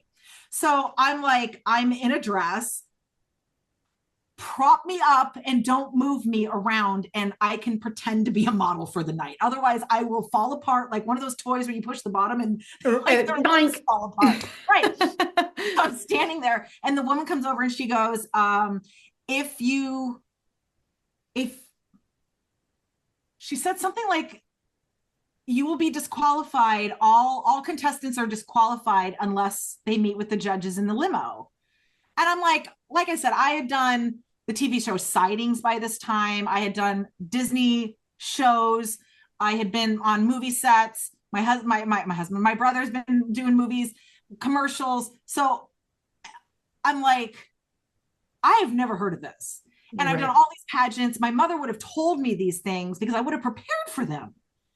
Right. So the event was supposed to be, the judges are there. It's an opulent event. People are paying because it's Palm Beach Island and it's a fundraiser, blah, blah, blah, blah. And then there's supposed to be basically a pageant, and one of us are crowned Miss whatever the rock and roll station was. Miss, I got raped and other woman there. There's only two fucking contestants, a minor and some lady who looks like she's 30 is there. And she looks rough. She looks like she was ridden there as the motorcycle. What in the fuck is going on with this event? That's what I wanted to know. So I'm pulled away from everyone, because that's always what happens is you can't have your mom and your brothers and your dad hanging around you at these events, because that's the industry too, is they're always trying to get you away from your chaperones and your protectors. So I'm pulled away from them. That woman immediately comes up to me and says, the other model is having a private meeting in one of the limousines, and I'm expected, that's what she said, I am expected to do the same or I will be disqualified. And I'm thinking, first of all, I've never been introduced to this lady. I don't know who this lady is or what she's part of the event. So I basically look at her like, you're a liar until proven otherwise. And I'm like, I don't know who you are. I don't know. Does she have a lanyard or anything? I have a picture of her. A blazer? Like, is she like she was a bigger-ish woman, older woman, short hair with like all cut up the sides, and just looked like the time. She just looked like a boomer handler at the time. I kind of thought she was, I wasn't sure if she was maybe Eileen Ford or one of the models that was recruiting at the time, because I found someone who looks a lot like her, who was like, she found Naomi Campbell and Christy Turlington and Cindy Crawford, and discovered these people. So I was like, oh, that's very interesting. You look very much like this woman, and you've discovered these people who are complicit. Like Naomi Campbell's incredibly complicit and connected, and now is being investigated for all this stuff. She's incredibly connected to Puff Daddy, Epstein, Ghislaine Maxwell, all of this. And now she's being investigated finally for trafficking, laundering money, and should be looked in for child trafficking as well. So the woman comes up to me and says that stuff, and I'm like, if I get into a limo, I'm going to hurt myself. Like, I'm in a very tight dress. If I sit down in this tight dress, my knees could literally slip out of place. That's how fragile I am. So, like I made the not only that, but just for people to understand, like, if you're in a pageant and you're wearing like a floor length skin tight dress or whatever, it's, even if you don't have something wrong, you can't move around these things, these dresses, these clothes, the things you see on red carpets. You're not meant to be. You don't dance in the shoot. None of this is all for the photo. It's not for sitting down and having dinner. It's not for having fun and party. Yes. When you see people at the parties after the Oscars, they're all in a different change of clothes. So anyway, go on. Right. It's the same as like thinking about your wedding. Your dress is so binding. You're going to go get in and out of limos and do interviews. No. Now you're in high heels, you're in bindings, you're in tight dresses with big slits. No, you're not getting in and out. No, you're standing backstage, try not to touch anything with your lipstick. Like you're standing like this, not letting anyone touch you. Right. You don't want to get lipstick on your teeth. Exactly. You're a delicate thing that's just waiting for your moment. You're not running errands and having meetings. I was like, what are you talking about? And then I'm thinking my mother would have told me about this because we would have prepped for this part. So I asked my little brother, I was there with my boyfriend at the time. And he was older than me. I think he was like 21 at the time. And I was 17 or 18 years old at the time. And then my little brother was there too. He's like 14 at the time. And my little brother is standing by me and that lady leaves and she's, she says, if you don't go, you'll be disqualified. And I mean, I took that as a dare. I was like, okay, well, I'm going to fucking try to win and I got to see what's going on. So my little brother walks by at this moment and I go, Alex, can you go and see what she's talking about? Am I supposed to meet people in the limousine for interviews? Like what are you talking about? Do I go in a phone booth next to change my clothes? Like, what's happening here? This doesn't make any sense. My little brother goes outside. He comes back in, his eyes as big as saucers. And he goes, the other contestant, the one other model who is of age and looks like she could have children of her own, she's that of age. He says, I'm trying to remember what he says the first time. I think he says she's giving him a blowjob and they're doing coke. And I'm like, what? And I go, Alex, don't fuck with me. I'm like, are you fucking pulling my leg? And of course, I'm dressed like an angel and I'm saying, don't fucking fuck with me. Fucking pulling my leg, just garbage mouth. And I said to my boyfriend, I go, Chris, can you go look and see what's going on? Can you go see if this is on the up and up and what's happening? So he goes, okay, I'll go look. He comes back and he is like laughing and he goes, they're having sex in the limo. And I'm like, what? And I'm so mad. I wish we had video cameras at the time and my phone. I mean, I wish I had so many things at the time. You would have went over that and JJ, what are you doing? I would have blown the place up with the fucking news. But I'm still at the mercy of these people in the industry. And I'm like, all right, I got to prove to myself what's happening. And I got to do this and I got to be here for myself. And so the debutante thing starts. I have pictures with JJ Walker. I have pictures with all of these celebrities there. So there's a picture there. There's a picture of me and the other girl and JJ Walker, and JJ Walker's in between us. And she's like really into him and like touching him. And I'm like, what are we doing? So I kind of like leaned in too. And I was like, why are we acting like we've just had sex with this person? And well, because she just had. So I'm like, okay, well, I'm going to really try to Dynamite, exactly. That guy is such a piece of shit. So I'm like, okay, I'm going to try to win this thing. I'm not trying to be vain, but I am way prettier than this chick and way younger and way more experienced in an actual model and an actual pageant winner. So I'm like, all right, I'm going to try to win this thing and see what happens. I mean, I have one person I'm trying to beat. Right. The odds were not hard. And she's rough. Right. And she's not a model. There's nothing model about her other than she showed up saying she's a model and is complicit in anything they've asked her to do. So the event starts. They're interviewing us. We're supposed to have answers and just be funny off the cuff, whatever, like these bullshit pageant type interviews. I'm nailing everything because I've done this for a living. And I'm on the debate team and I've done public speaking and I do the morning announcements. So I know what I'm doing and I'm ready for this. And she just bombs the whole thing. And before any of this started, that guy, Greg Brady, came up to me, the Barry Williams, and was trying to get me drinks at the event, knowing I was a teenager. I kept telling him, no, I'm a student. I'm a high schooler and I can't drink. And, I'm here with my parents. My family is all here. And he kept trying to get me drinks. And so there came to a portion where Greg Brady, Barry Williams, comes out and we had to dance. We had to do like a dance off. And so he and I were dancing. And I think the other lady and him were dancing and it was really, really stupid, really bad. And then so I just hammed it up. We were doing like Saturday Night Fever, disco dancing type stuff. They videoed it. There were cameras everywhere.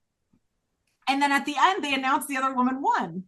No, they didn't. And everyone comes up to me afterwards and was like, what the fuck just happened? What do you mean she won? We don't even know her name. No one cares about this lady. She hasn't said 2 words. You shine so bright. We don't understand. And I'm like, yep, that's my confirmation. I knew it. So after the event, people are coming up to me. Barry Williams comes after me and he was like, I totally thought you were going to win. And I was like, yeah, I bet. And so he gives me his picture and his address on the back. And he tells me in his ear, he's like, I'm very lonely. Reach out to me. I'd love to talk to you. And I'm like, I'm a child. Like, he was like 30 or 40 at the time. If even that young. It's so gross. So I get home. I get in the car. I'm humiliated and I'm furious that I had to exert this much energy and was humiliated and used and exploited and attempted sex trafficking and just all this shit. And I got home and I was just exhausted. And I get home and I just like collapse and I go to bed and I wake up the next morning and my mom throws the newspaper on the bed and I've made the cover of the Palm Beach newspaper. And I'm on the cover of Disco Dancing with Greg Brady. And my mom goes, you're the clear winner in our eyes. And I'm like, yeah, no shit. And she goes, you're the clear winner in our eyes. They don't even mention the other girl's name. And I was like, yeah, I know, because she did her part. She fucked them and she was a nothing. And I outshined her and no one understands what happened but me. So I am furious at this point. And my mom doesn't understand why I'm so pissed, other than we can kind of see something was robbed from me, but we're not understanding what, and I understand what. So I'm like, I'm going to go rollerblading. I need to blow off some steam. And it's like the only sport I can do because it's low impact. So I go off and I go rollerblading and I get home. And as soon as I come in the door, my mom goes, Molly, JJ Walker called. Your little brother took the message.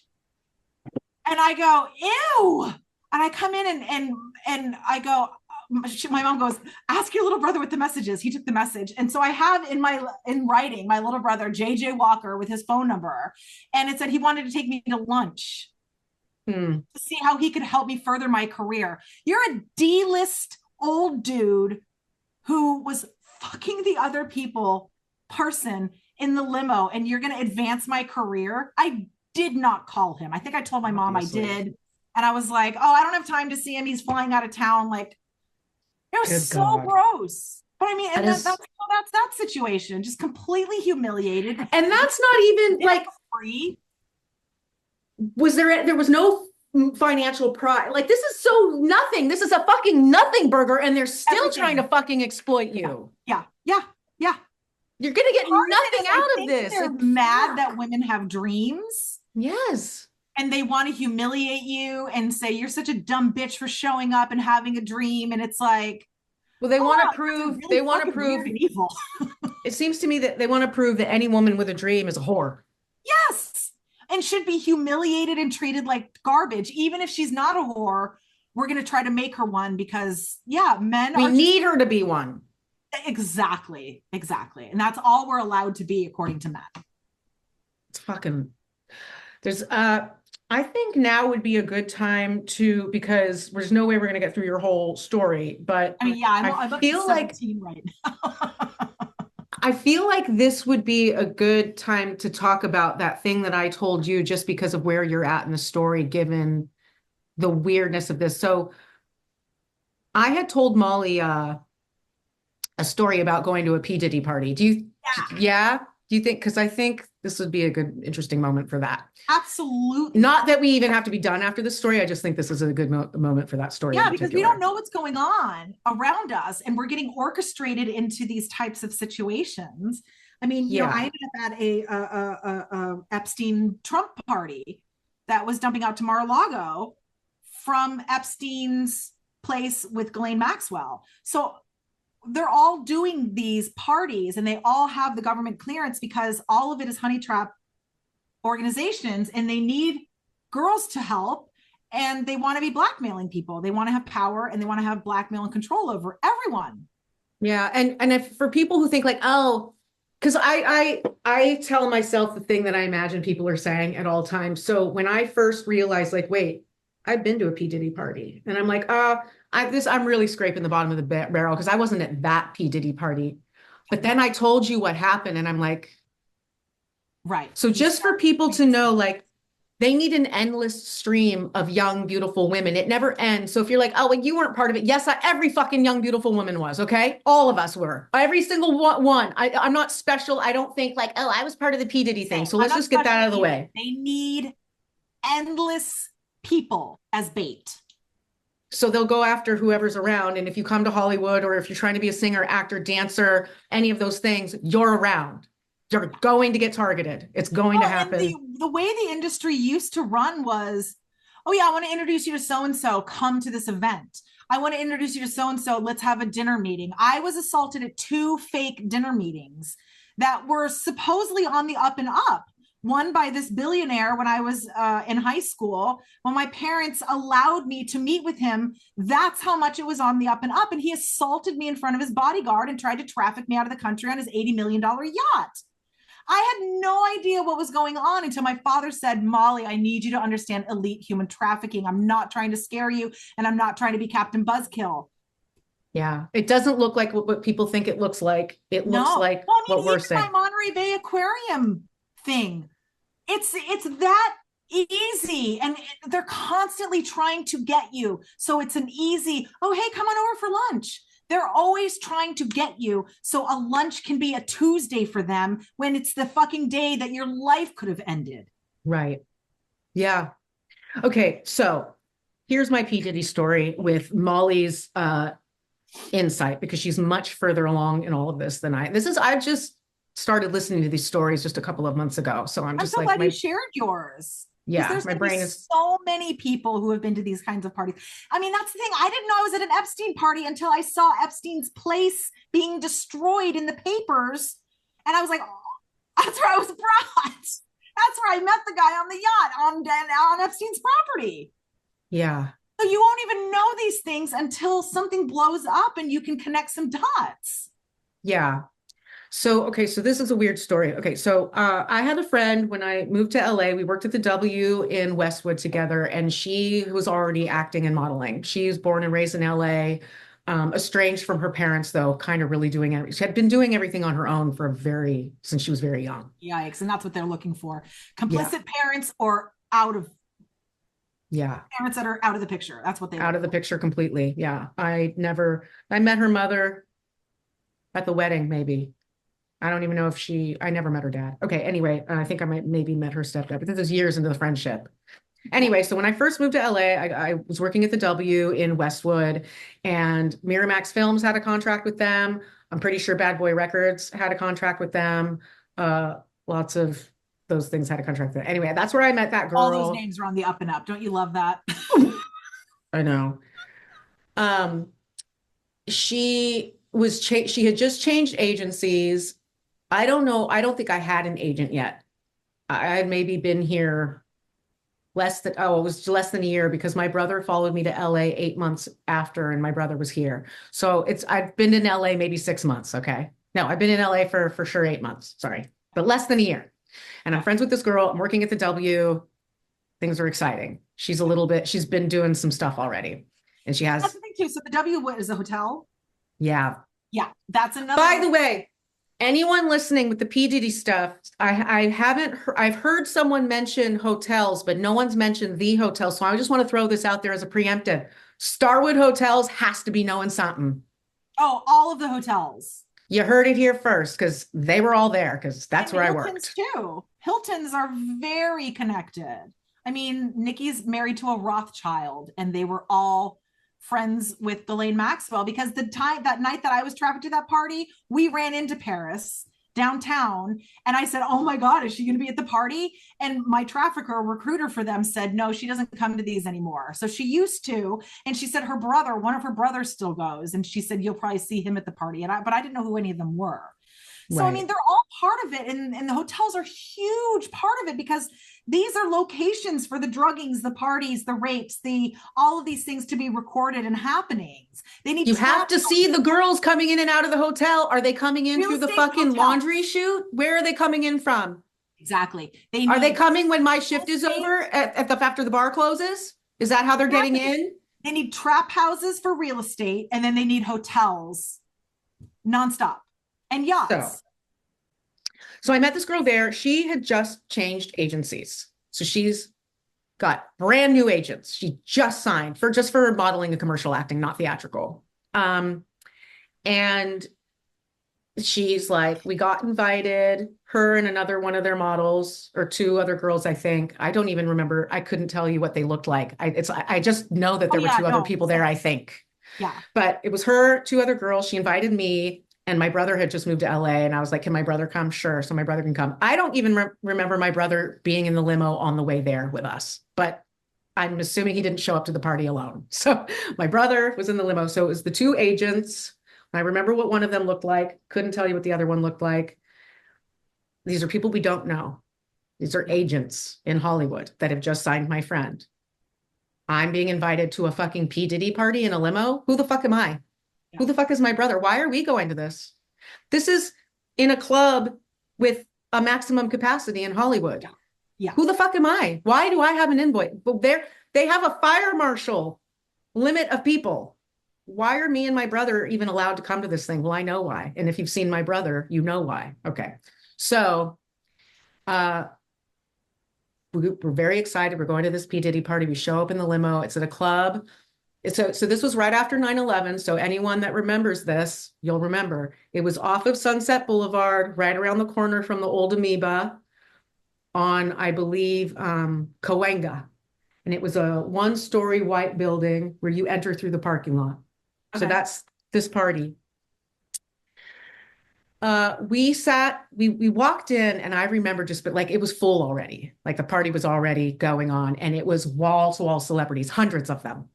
There's probably 500 people in this room. That's my guess, right? And it's all famous people and gorgeous people. The Epstein party was full of people too. And they're all like photographers. Getty was probably there. Getty was probably yours too. Getty Images.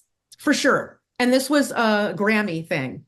So it was absolutely. It was all the musical artists. I've already told this story, but I'm just going to tell it again. I don't remember who the celebrities were. I remember seeing Hef in the middle. He was like right in front of the bar in the middle of the room. It was almost like there was a spotlight on him, and he was surrounded by the girls. Yeah. Yuck. I'm just saying how I see the room, right? And I don't remember any of the celebrities. I remember Hef and the girls in the light in the center of the room. They were probably all wearing with government clearance to do honey trapping. For sure. I think they were all wearing red even. There was something that made me, I can only remember Hef and the girls. I don't remember. Something. I think red means allegiance. Okay. And you're a whore. And you're a whore, probably. Allegiance. Yeah. So I remember them. I remember seeing not Beyonce, but one of the girls from Destiny's Child. I probably knew who it was back then, but the memory's old. I remember someone from Destiny's Child. Those are the only people I remember. Wall-to-wall celebrities, and that's all I remember. Yeah. I don't know why. And I'm sober at the time. I wasn't drinking. My so brother, much for your brain to even take in. It's a lot. And I'm so excited. I've only been in LA less than a year. Where am I? I'm in it. I'm here. I've arrived. I showed up in a limo with agents. I'm doing it, fuckers. It's happening. Exactly. Of course I can't fucking remember who was there. So we're sitting in the very back corner of this giant room. There's tables. There's a standing room in the center. There's a long bar that probably had bar stools. I don't know. But there's tables all around the perimeter. And we're in a very back table in the back of the room so we can see everything.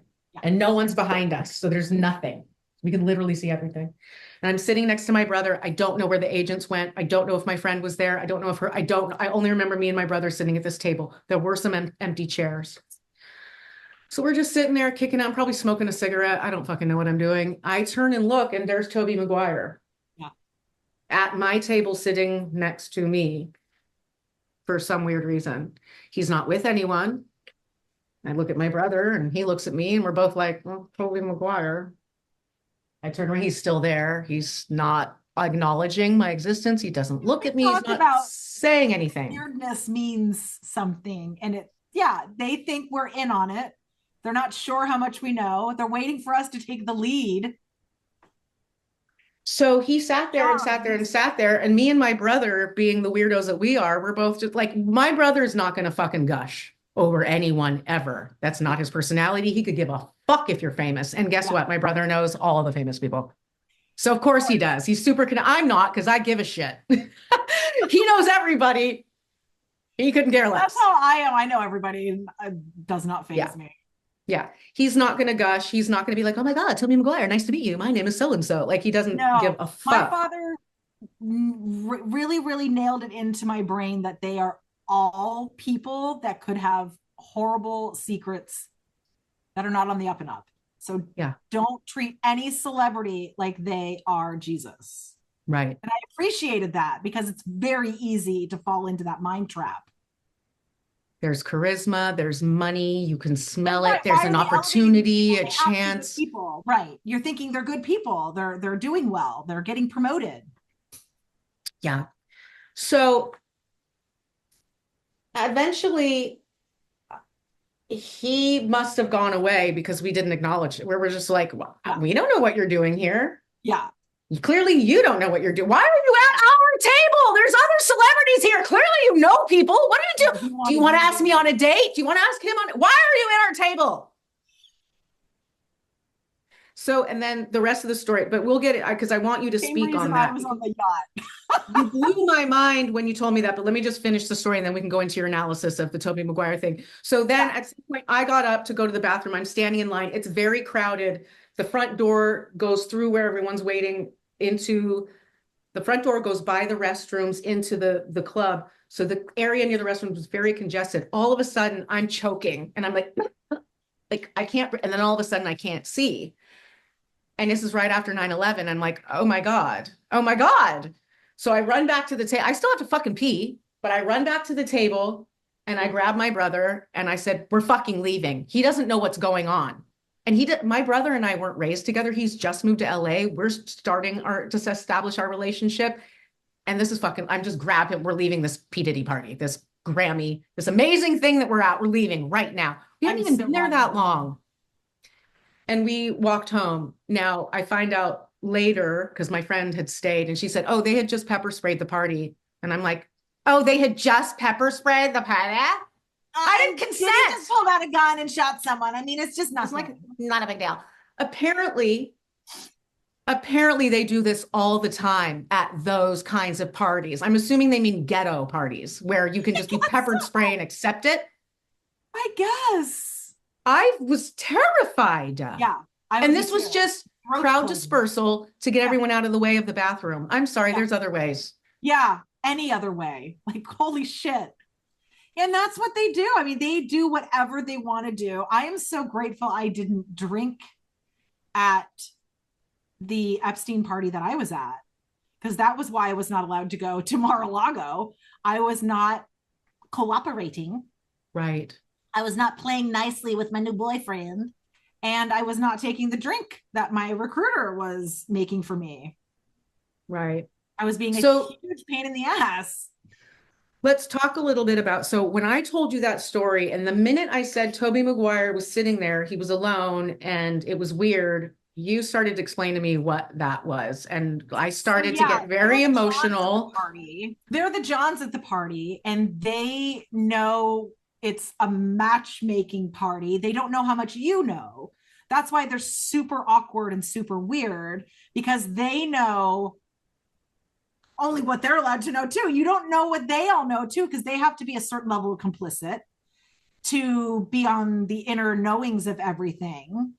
And if they are complicit in inner knowing, then they're part of that inner circle, which knows the orchestration is to drug you, to get you under their control. And then if you're a pretty girl or even a guy, I mean, we've seen they want both. They want to humiliate and dominate and humiliate and take the power and when I met the guy at Epstein's, Kurt Schmidt, he was a junkie at the time, and they were telling me that he needed a good girl in order to get his inheritance, and that I would get a percentage of it. So this is what she was explaining to me, because I was like, what is happening? Because she told me at first, she said, my friend Kurt wants to meet you. And I'm like, how does your friend Kurt know who I am?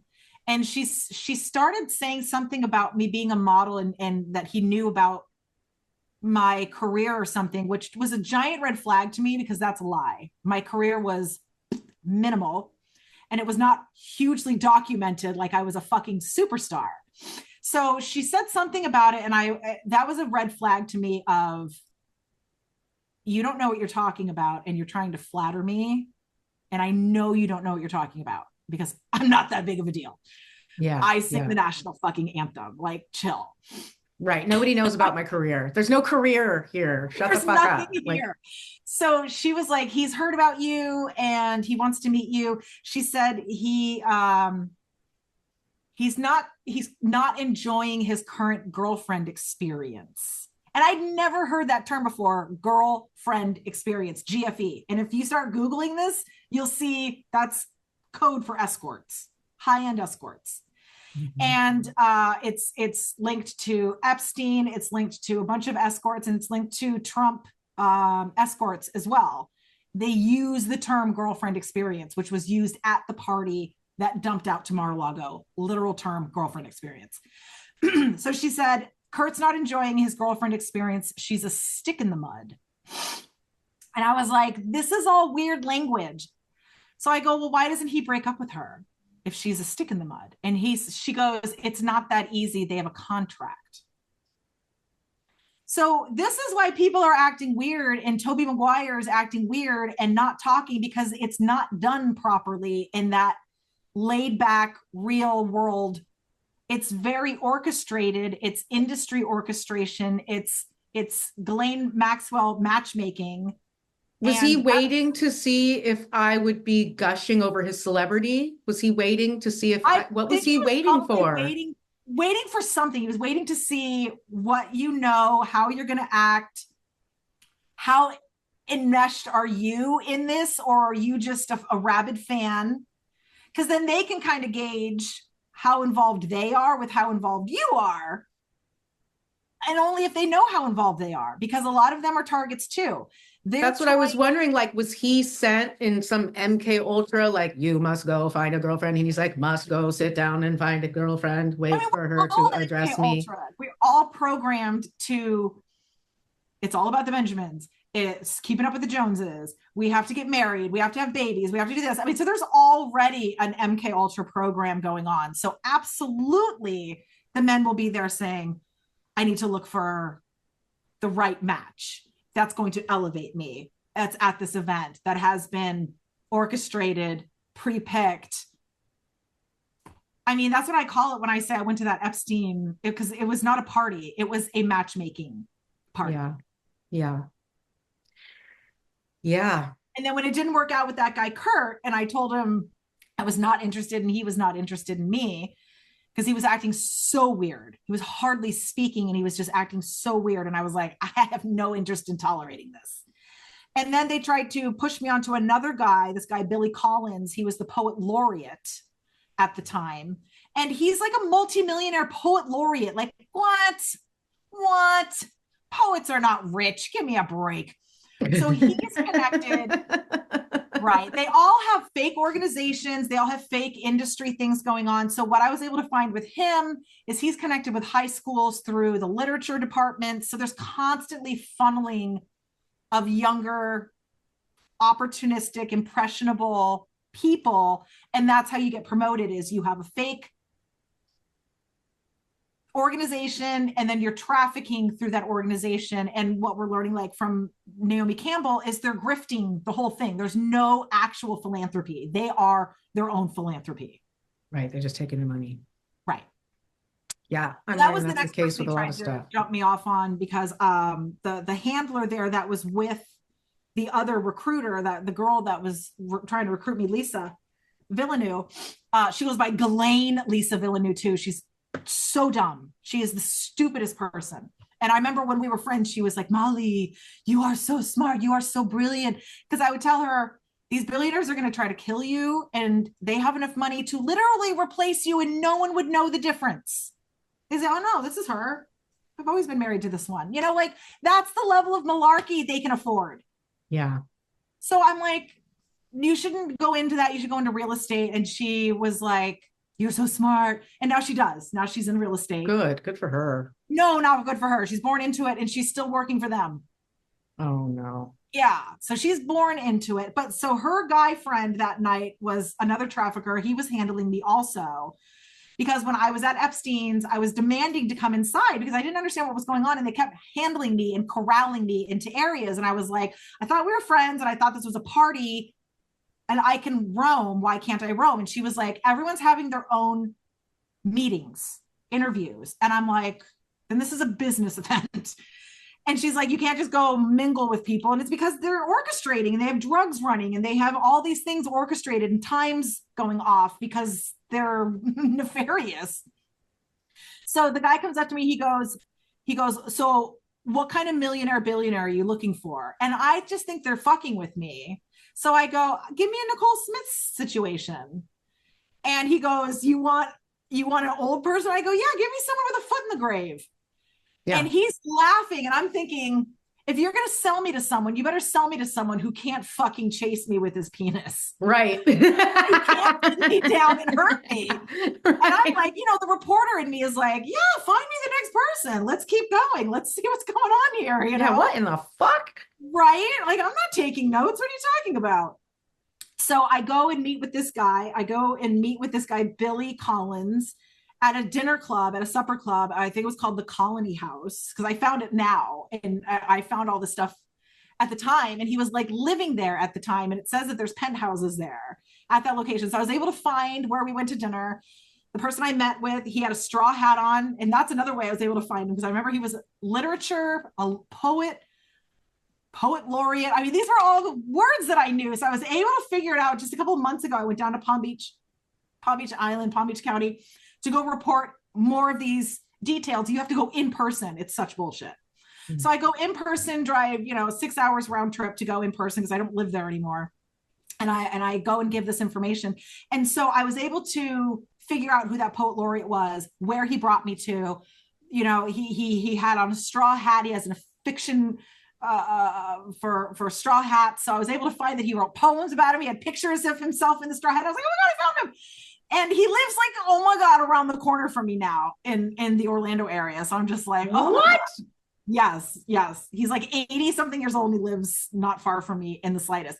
So you can tell how old he is, because I am not even 50. So he's way older than me. I don't know how old he is, quite honestly. I think he might be 80s or something like that, but he was way older than me, and way older than me when I met him. And I mean, that was the other John they were trying to sell me to. Was he owned a condo. He had a multi-million-dollar condo there on the island, and he was looking for a wife material. So I mean, all of this was like, you can be a whore now, but you'll probably get married if you're a good whore. And I'm just like, go on, I'm taking notes. Yeah. Who were these people trying to set you up with him? The first one was Kurt Schmidt. And he was the heir to Campbell's at the time. Mm-hmm. He was like the heir to the Campbell's fortune at the time. But see, the math was not mathing, and I am not good at math. But I was still good enough to be like, no, this is not making any sense. Because they were saying, okay, so Lisa was saying, with this contract that I'd have to sign with Madame Ghislaine for this fake relationship that had to be convincing, because I remember her saying that I would have to be at certain places, and I'd be convincing, I'd have to hang out with the family, go to events. And I'm like, what? So are we actually dating or pretending? And she was like, whatever is convincing. Like, she's not going to tell me how to do the job, but she's going to tell me how I need to do it to get paid. So she was telling me if I can get him, so basically I'm like a babysitter is what she's telling me. And I'm already a babysitter at this point. So I'm like, I don't need to babysit grown, rich, nefarious people. So she's like, he gets his inheritance. It's a 6-figure inheritance, and you'll get 10%. His 6-figure inheritance was like 100,000 a year. That's and nothing. This was 2001. So I'm like, I would get like 10,000 a year. That's less than $1,000 a month. No. I couldn't live on that, but they don't want you doing that math that quick. They want you signing contracts that quick. And then you go, that's not enough money. Oh no, I have to take multiple Johns. And now you're doing porns by, noon. Wow. Porn by noon. Porn by noon. There's 2 people named Ghislaine. Well, I mean, my recruiter, yeah, she changed her Why name. does her name have to be fucking Ghislaine too? Because first of all, she's dumbass. And because it's basically a family name now. It's saying, I have pledged so much allegiance to you fuckers that have not delivered me my billionaire. Because she didn't get her billionaire. She was trying to get the heir to Gillette. His name was Bo, and he was a billionaire. She wanted Ava Dubbin's husband at first, because I remember her saying she didn't think Ava was pretty, and she was showing me pictures in Forbes that she had whatever her husband's name is, Dubbin, hedge fund guy. She wanted him, and I was like, he will kill you. He will have you murdered and replaced with a clone, and I don't even believe in those things, but I believe that he has enough money to do that. And why wouldn't he? That'd be just a fun Sunday for him. Yeah, they don't give a shit. These people are not going to be nice to you. And if you marry them, they're going to rape you and hurt you and murder you if you ever fall out of line. And so that was sinking into her a little bit. And that's when she was, I would say, go into real estate. My stepmother was doing real estate in Palm Beach Island. She was making great money, and she didn't have to sell herself. And so she was taking that in. And then although, are you aware of the show Selling Sunset? Yes, exactly.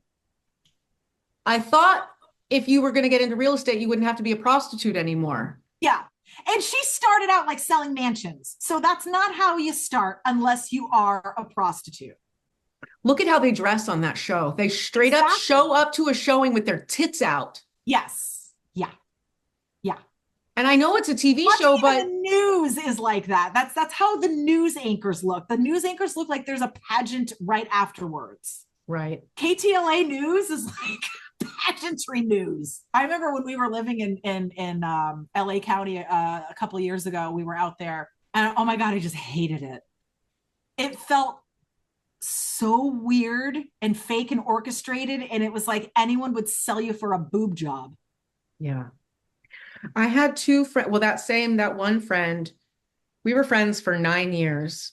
She married a rich guy who was connected to certain people. He was connected to the Coppolas. He was connected to the Beastie Boys. He was, an LA native. You're going to be connected to certain people. His dad was on a famous television show. I don't want to out who this guy is because they're not together anymore, and he's moved on with his life. I don't know.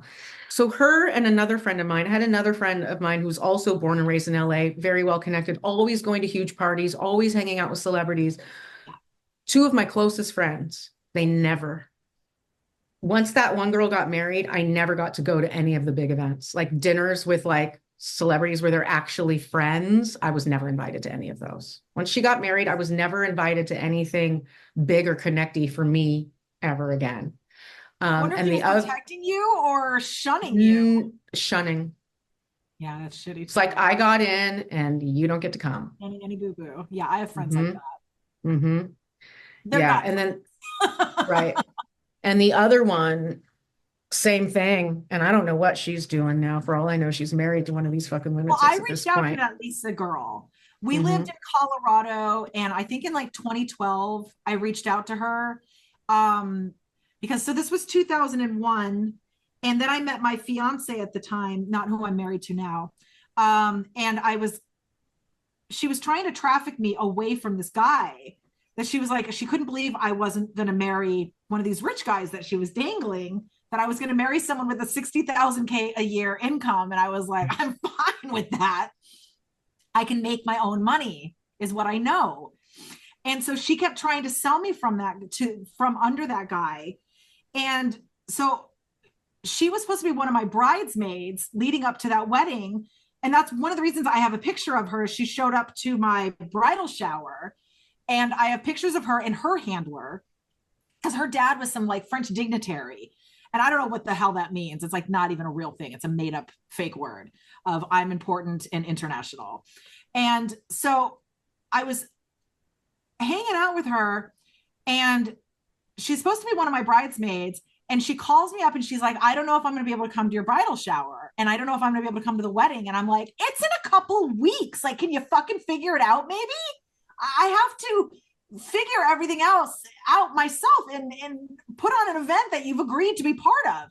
And she goes, I don't know if I'm going to be able to get clearance. And I was like, well, maybe work on that. Like, I don't know. Should I call and try to get clearance for you? I don't know what to tell you. I said, I had no fucking compassion for her malarkey. So she shows up at the shower, and we're at my in-laws' house, which dirt poor, very dirt poor people. And she is just like, she cannot believe I'm going to marry into this family. She just cannot believe that I'm not shallow. And so she's freaking out that we're taking pictures. I have disposable cameras everywhere. Mm-hmm. And she was like, oh, I can't have pictures taken of me. And I was like, get it together, Lisa. I have a wedding in 2 weeks and I have a fucking photographer there. Of course we're taking pictures. Are you mental? Yes. So she's freaking out that we're taking pictures at this event. She's there with her handler, which thank God I have pictures of her and her handler now. And so I was able to get pictures of her, and I told her, like, no one's ever going to see these pictures. And yeah, they are. They are now. So she is a no-show for my wedding. She just completely no-shows, just falls off the face of the planet. I never see her again. I never hear from her again. Nothing. And then years go by, and I'm remarried and divorced and remarried to my husband that I'm with now. And I've got a child, and I have, settled into my life, and I made a business, and was just like, whew, whatever happened to Lisa? Yeah. So I'm like, let me go find her. So I look up on the internet, and I'm like, because I remember how to spell her name, because I remember I used to always say her last name wrong. Her last name was Villeneuve, but I used to say it was Villeneuve, and she was like, that's not my name. So that's why I have it like ingrained in my head, the spelling and everything, because I would always say it wrong. Mm-hmm. And I would say her name was Lisa Villeneuve, and she's like, it's Lisa Villeneuve. And I was like, okay, I need to see it and write it out and digest that. So I knew how to spell her name. And then I had her in some of my bridal shit of addresses and stuff. So I was able to find her old house, the one that I met her at and went to. And then I was able to find her phone number and her real estate page. And it says that she goes by Ghislaine Lisa Villeneuve, and she's selling real estate now. And I didn't know who Ghislaine was at the time. I didn't know who Epstein was. Right. It was 2012. I had no idea who any of these people were. And so I call her up, and I've already told you, she has a very distinctive voice, very weird cadence. She has an accent. She's, trying to remember what is she, I think she's Thai. She's either Vietnamese or Thai, and French and English, which those are pretty three interesting languages. And I knew that she spoke French because her dad was the French dignitary. And I knew her mom was, I think, Vietnamese or Thai, because I met her mom, and her mom looked like she was 30 when her daughter was 20. Right. Not good. And hardly spoke a lick of English and looked like she was being held captive. Mm. And she, this big mansion. And I remember being at Lisa's house, and she would be like, be careful. There's cameras everywhere. And I would be like, no, there's not. I'm flipping off everything. I'm like, you are crazy or delusional. I met you in a psych ward to begin with, because that's where she targeted me. I went inpatient to try to tell on all these people. That's right. And that's where she was my roommate. We'll get to that at some point, people. Yeah, we'll probably have to do another. We're definitely going to, but yes, I know. Yes. Probably a part 2, because there's just so much. There's so much.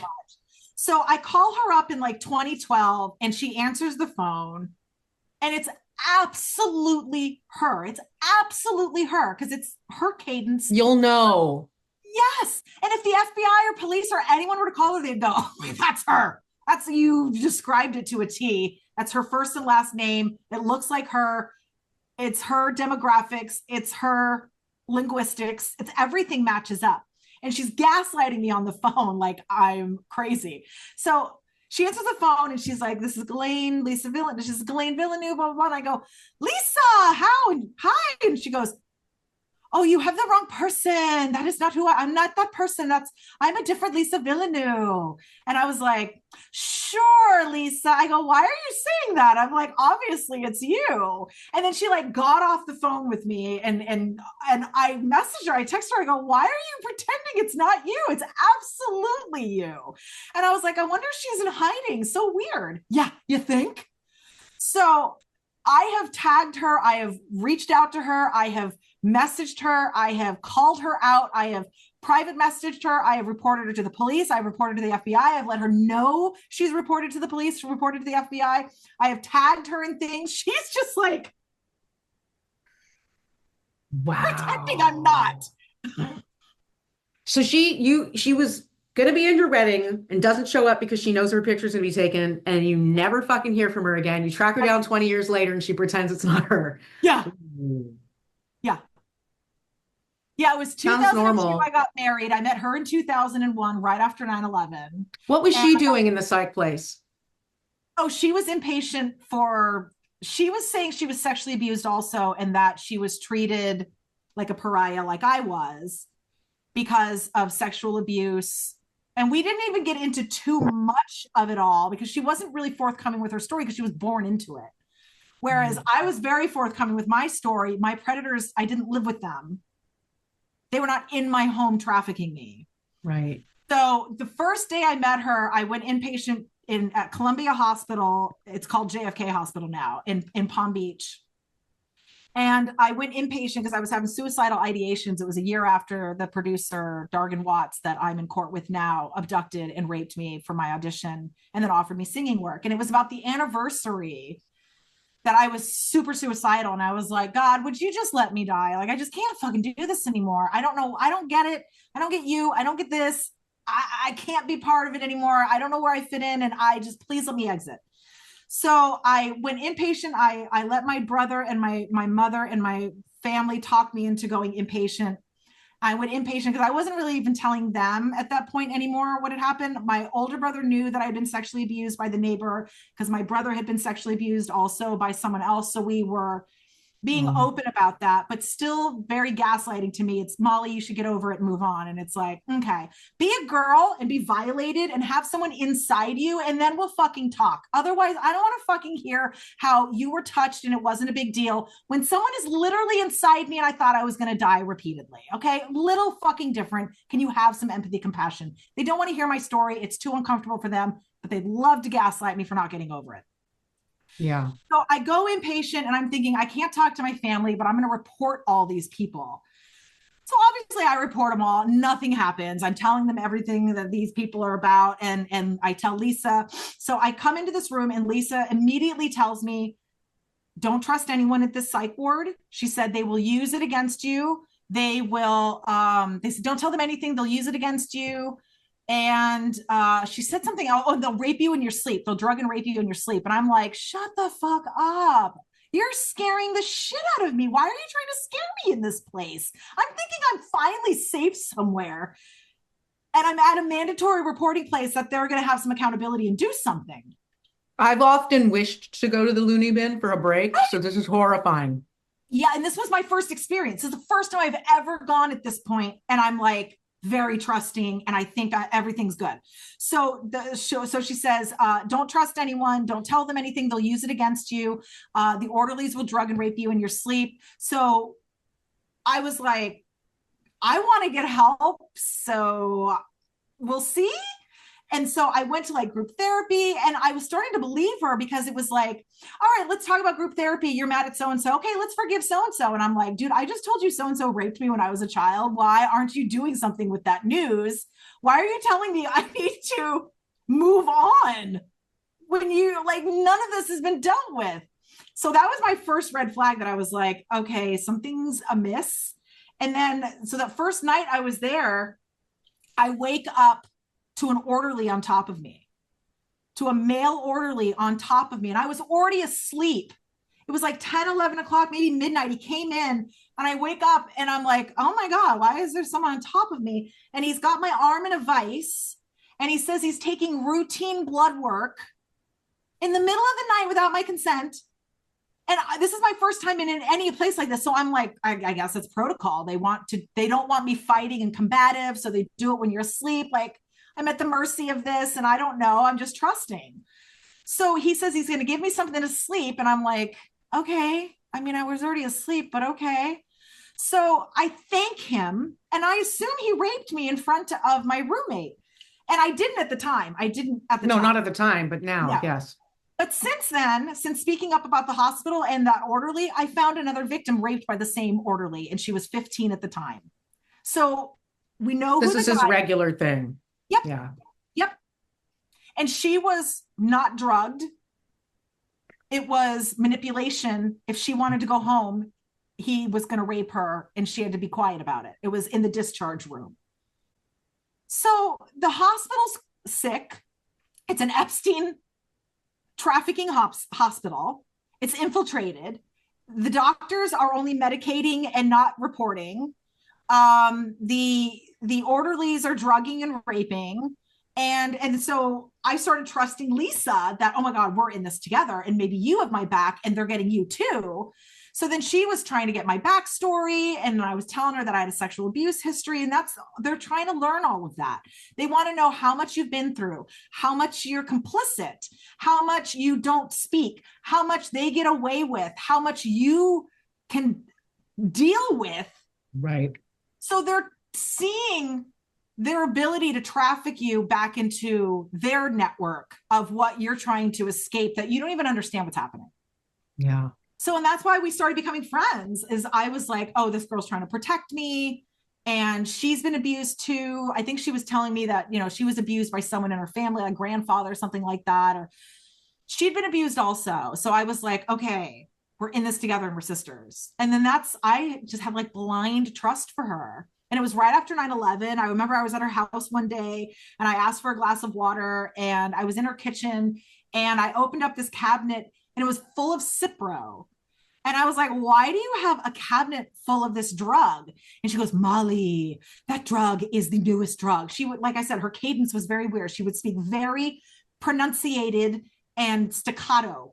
She goes, Molly, that is the newest drug. We got it because my father is who he is, and we're expecting an anthrax biological terrorist attack. And we need those in case we get that. And I was like, who are you people? I just thought she was pulling my leg usually. I just thought she was hysterical. I was just like, okay, Lisa, okay. Fuck. And she's still living in a prison that we know of. In denial. Yeah.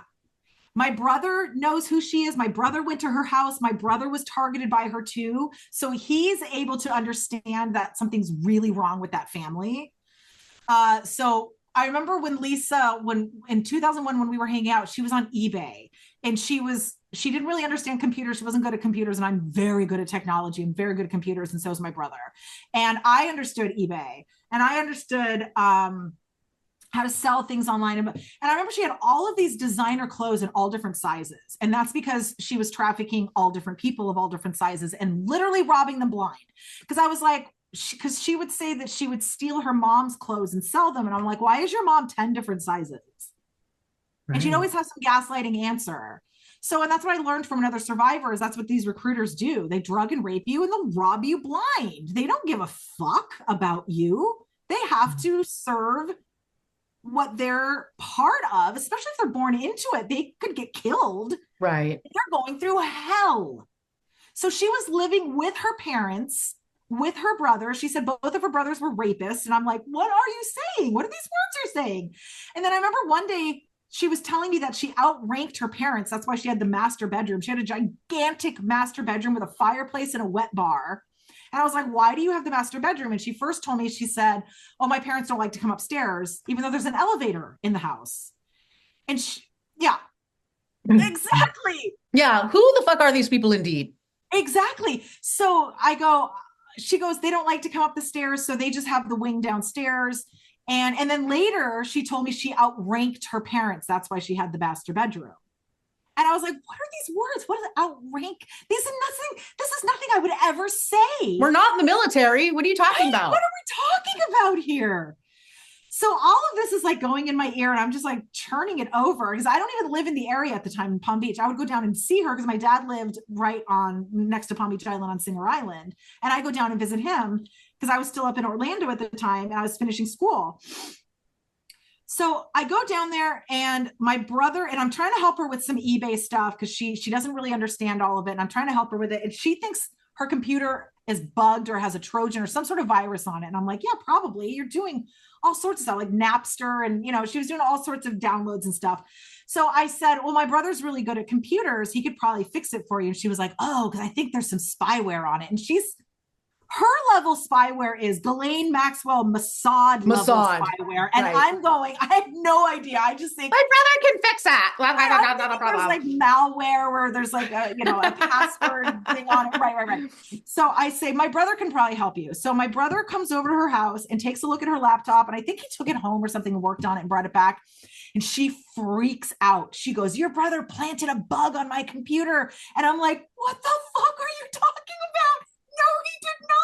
And my brother calls me up and he was like, Molly, do I need to be worried? Do I need to get an attorney? These people are crazy. He goes, Lisa called me accusing me of bugging her computer. Her dad called me and said that they were going to sue me. He was like, do I need to get an attorney? And I was like, well, I'm so sorry. I'm so sorry. They're so psychotic. I'm so sorry. They're so weird. I was like, that's Loony Lisa for you. That's why we call her Loony Lisa. I met her in the loony bin. So sorry. Whoops. So he knew. And then that was all glossed over because that all happened in just that 1 year that we were hanging out. She sounds like a whirlwind, man. There was a couple things I wanted to run by you. Which one do I want to do first? First of all, have you ever seen the movie Blonde about Marilyn Monroe that Netflix made? No, I haven't. I've been scared to see it because her story, I know the truth also. It's very well done. People had a problem with her having an accent, which yes, you can hear it through, but it doesn't fucking matter. It really doesn't. Like it's done in a way where that just to me doesn't matter. But who put that together, the director and producer, it was all female led, I thought. Yeah, I'm not sure, but it was really well done. But the thing that they don't really get into too much, but you can see it, how it plays off in the film, how Marilyn, she wasn't JFK's girlfriend. No, she was trafficked. Right. Well, first of all, she was sexually abused by, I can't remember who, but she was in foster care and she was being sexually abused in foster care. So she's being trafficked through foster care. And then she became the presidential candidate because her MK Ultra was so extreme. And that's what they're trying to do. They're always looking for presidential candidates. And those are those presidential models. And those are presidential level MK Ultra people, girls, that they need to be able to infiltrate high level politicians. So presidential model means she's been modeled to take down a president. She's been modeled to try to infiltrate or corrupt or make vulnerable a president. And she's likely not aware. That's exactly it. She has no clue. Well, here's one thing that happens in that show that they do really well. She shows up, the way it goes down, this scene, it's so fucking... She goes to the psych ward and they're gaslighting her. And she went in voluntarily. And Joe DiMaggio had to get her out. So many bad things. Make her actor for the rest of it and like lobotomize her. Well, this scene in particular with JFK, she is full on trafficked to wherever I think he's in DC, she's in LA. She's trafficked there. She's like fucking in a haze days from one stage to what, like they constantly drugged. Right? She shows up to his hotel room. He couldn't give two fucks who she is or that she's even there. He's on a phone. They do the scene so well because you're like, I get it. I get it now. He's on the phone the whole time. He's shoving her head down. She's having a monologue. The writing of this monologue while she's giving him head is so good. She's like, am I an actress playing Marilyn Monroe or am I Marilyn? While she's doing it, she's like, where am I? How the fuck did I end up here? What even is this? Right. What is this? So anyone like that, what that guy Ray Huizinga put me through when I was 17, when I met with him to, the business opportunities he was trying to lure me through the NFL, which I'd already sang for the Dolphins at that point.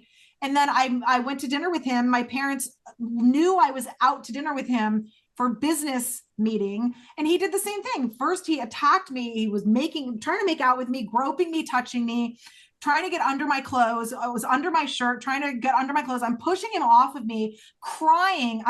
I wasn't even crying at that point. I was pushing him off of me and I was like, what does this have to do with singing? Stop it, please behave. And then he took my head and shoved it in his lap and said, give me a blowjob. And I got out of there and I was like, I was crying. And I said, please stop manhandling me. I am not okay with this. And his bodyguard drove me off, but that's what they're waiting. They're waiting for you to just be complicit, go with it and say, yes, this is it. You take the phone call. You're the man. I bob the head and make you happy. And we both benefit somehow. And it's the wildest thing. I'm so glad that they were able to portray that properly because like I said at the beginning of this, my uncles were trafficking Playboy models to JFK. So it was not girlfriends. These are not girlfriends. No, he's a disgust. The way they do it. Same with Kennedy now. He's still doing it. He still is fucking all women. His wife killed herself because he has so many affairs and gaslights her. I mean, they're all just part of the same industry that just eats people alive. Yeah, that's brutal. So there was that I want to talk to you about. Yeah, definitely. If it's going to be too triggering, don't watch it. But for people who have seen that and you're wondering what the fuck's going on with that scene, yeah, that's her relationship with JFK. They weren't in love. That wasn't her boyfriend. She didn't like him. She didn't know him. She was a prostitute. An unwilling and unknowing. An unknowing prostitute, yeah. She thought she was a model, actress, singer. And like I said, she was the presidential model. Presidential model is an actual term. It's the highest level MK Ultra. Okay. Aspiration is a presidential model. And they are groomed since childhood because they need you to be a whore and complicit and obedient. They need to be good at it and enthusiastic upon deliverance. Yes. It's not even that you're enthusiastic. It's like, oh, exactly what she was saying. Am I playing Marilyn? Because her name is really Norma Jean. So she literally is playing. Is this me giving a blowjob or am I acting a role? It makes me want to kill myself. The women at that time were spies, honeypot spies. So it's the same thing. They think they're spies when they're really prostitute spies. Yeah. That's the whole operation is honey trapping. Something else I wanted to ask you about. When I moved to LA and was starting on this journey, at one point in early Charlize Theron's career, she told a story of being discovered. Like she was standing in line at a bank. That's probably a lie cover story. Well, now I know that. Now I know it's for sure a fucking lie. Okay. Because, well, not for any insider news, but just that is a story that she's been made to tell. Story. So I have my own plant story, so I know that they make them. And mine was very innocent. Mine was, so the guy Dargan who abducted and raped me, that producer, in 2000, I met him through an event with MTV with the Backstreet Boys. I was a plant. Donna Wright, who managed the Backstreet Boys, she managed Pink at the time too, and her ex-husband Johnny Wright managed Britney Spears, Christina Aguilera, all them. And they were divorced and she had the Backstreet Boys. And I was friends with this photographer of hers that I'd met at an event that he scouted me at an event. at a UCF event when I was at school, finishing up college at UCF. At the homecoming event, I was scouted there. A photographer started talking to me. I gave him my information, and we were friends for like a good year before he was even introducing me because he was very protective of me, and he also was madly in love with me. And he was also like 5 feet tall. I'm 5'7". So I'm like, sorry, no. So we were just friends at the time. So he kept trying to like help me with my career in singing and, alerting me to the industry of like, don't trust these photographers. A lot of them will drug you and rape you. And I, was really grateful that he was telling me this information. So I went over, he was able to set it up. I was able to go over to Donna Wright's house, who lives in Orlando. in the Orlando area. And I went over to her home and I met with her, and I just kind of like had an audition in her living room, in her kitchen. And I sang some Disney stuff. And because she was like, you have a great voice, and I'm classically trained, and it's very Broadway, and it's very, very pretty and classical and Disney-ish. And she was like, I don't know where I can put you, but let me think about it, and I'll get back to you. How about putting me in a Disney film? What you just said, I fucking sound like. I have connections to that. You just totally. I know. That's how I was like, you expect it's infuriating. I was always infuriated. Sorry. So I'm mad for you, and this is in the past. I'm still infuriated for me. So fucking annoying. So she calls me up one day and she goes, okay, so I have an event I want you to go to. The Backstreet Boys were they were debuting their comic book.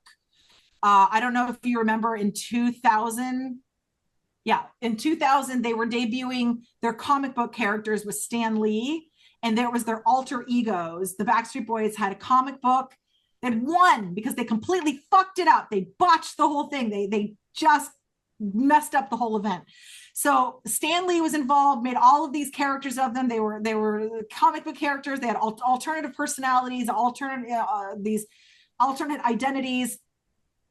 And Say What Karaoke was there, and Dave Holmes was hosting Say What Karaoke, and they said, okay, this is what you're doing, Molly. You're going to be a plant in the audience, and they're going to randomly call on you, and I'm going to be the most rabid Backstreet Boy fan, which I'm not a Backstreet Boy fan. I don't know their music, and I think it's all child grooming, and I think it's all hypersexualized child grooming of 4 or 5 boy bands getting little girls all excited about them. So I've always seen it for what it is, never been interested.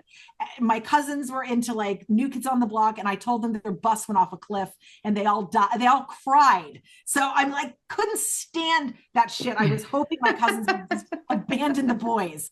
So she calls me and she says, it's at Hard Rock Live. The Backstreet Boys are debuting their comic book. It's a big deal. Stan Lee is part of it. Hard Rock Live is putting it together. Backstreet Boys, MTV, Say What Karaoke, Dave Holmes. So I had to learn a song. My roommate was at the time a hardcore Backstreet Boy fan, so she let me borrow one of the albums, and I was like just listening to her song on repeat and trying to learn it because I had to be convincing the day of the event. So it was absolutely a bullshit lie that would have been my discovery story that I would have had to go along with to this day had it panned out. So the boys ended up getting there super late. My thing got canceled. They never even changed into their costumes. 2 of the guys performed, and the other 2 never even got off the bus. So there's 5 or 4 of them. I can't remember how many there are, but they all weren't together. They didn't take it seriously. It was a complete bomb. The comic book ended up just completely going away. Stan Lee completely dropped them all. And it was awful. But that was my plant story. Had I sung and been made famous, I would have had to stick to this bullshit story. That you're a big, big fan of. I thought that I'm a rabid Backstreet Boy fan, and that's how I was found, and that I just was called on randomly. No, for a year in the making. Yeah. Well, people, let me just say, no one gets discovered. You're not getting discovered in a mall. Look at Justin Bieber. Look what happened to him. Oh, he was discovered on YouTube. You're being ogled. Yeah. Good luck. And I'll tell a story next time we talk. But I took that because when someone approached me, I'm like, is this it? Yeah. Is this happening? Am I being discovered right now? No, I wasn't fucking being discovered. Don't have time to get into that story today. But when you're Charlize Theron, and you're telling women like me that are pretty close demographically, I'm expecting to get discovered at the fucking bank. Yeah, there's a couple other women like that too who have made it seem like that they were just discovered like that. And it's complete lies. It's a lie. And what it is it sets people up to be open to trafficking. They're like, oh, my opportunity's everywhere. And I have to look perfect at the bank. And if anyone talks to me, I have to go get in the car with them. Same. Oh my God, same. Same. One of the first people, I know, you're so funny. One of the first people that interviewed me is another girl. She's out in California as well, and very similar. She came out there to be a dancer and a singer. And she interviewed me saying, she went into one of these rooms with a producer, and they had one of those buttons where it locked the door behind her, connected to the desk. And so we were swapping just horror stories about that shit, about you have to try to get out of that room. She without dying. Sat down, and the guy pushed a button, and the door slammed and locked. And now the game has survived this. We talked about it in the interview, but it was like she had to fight her way out of that situation. I'm really mad. Everyone who's doing well is playing along, and that's why I have no respect for them, and I'm furious at them because they're jeopardizing all of our lives. They are fabricating a career and then funneling girls like us into, I mean, I was a music major. I was a vocal minor in college, paying money to be trafficked. I've been dancing and performing since I was 6 years old. I think my dues were paid before I fucking got here. And I was told that I was going to have to pay 10 years worth of dues. Fuck you. Fuck you. Fuck you. Thank you, Molly. Same. I never even really thought of that until just now. We have paid our dues. It's not even that they're trying to get us to pay our dues. They're trying to traffic us. I'm so mad. But I'm so glad I've met you, because this is all stuff like I'm not on the other side of it yet. And you're in the middle of your legal things, but like emotionally, I'm in the discovery phase, and I'm fucking pissed. Yeah. This is your episode, but I'm fucking pissed. Oh, honey, and you should be. The realization is infuriating. Yeah. It's really devastating. And don't beat yourself up in the slightest. You need to send a lot of love to yourself. Yeah. This is their orchestration. These fucking fuckers. Hey everybody. So I just wanted to say thank you so much to Molly Skye Brown for sitting down and talking to me. This was a conversation that I needed to have a decade ago and didn't even know it. But I knew it the minute I heard her on the episode of the Imagination podcast. So we ended up ending that episode sort of abruptly because I got emotional. I just wanted to wrap it up to say thank you to Molly Skye Brown, and follow her everywhere. She's everything will be in the show notes. Thank you so much for tuning in, and we'll see you next time. Please subscribe to Everything Everywhere, and yeah, bye for now.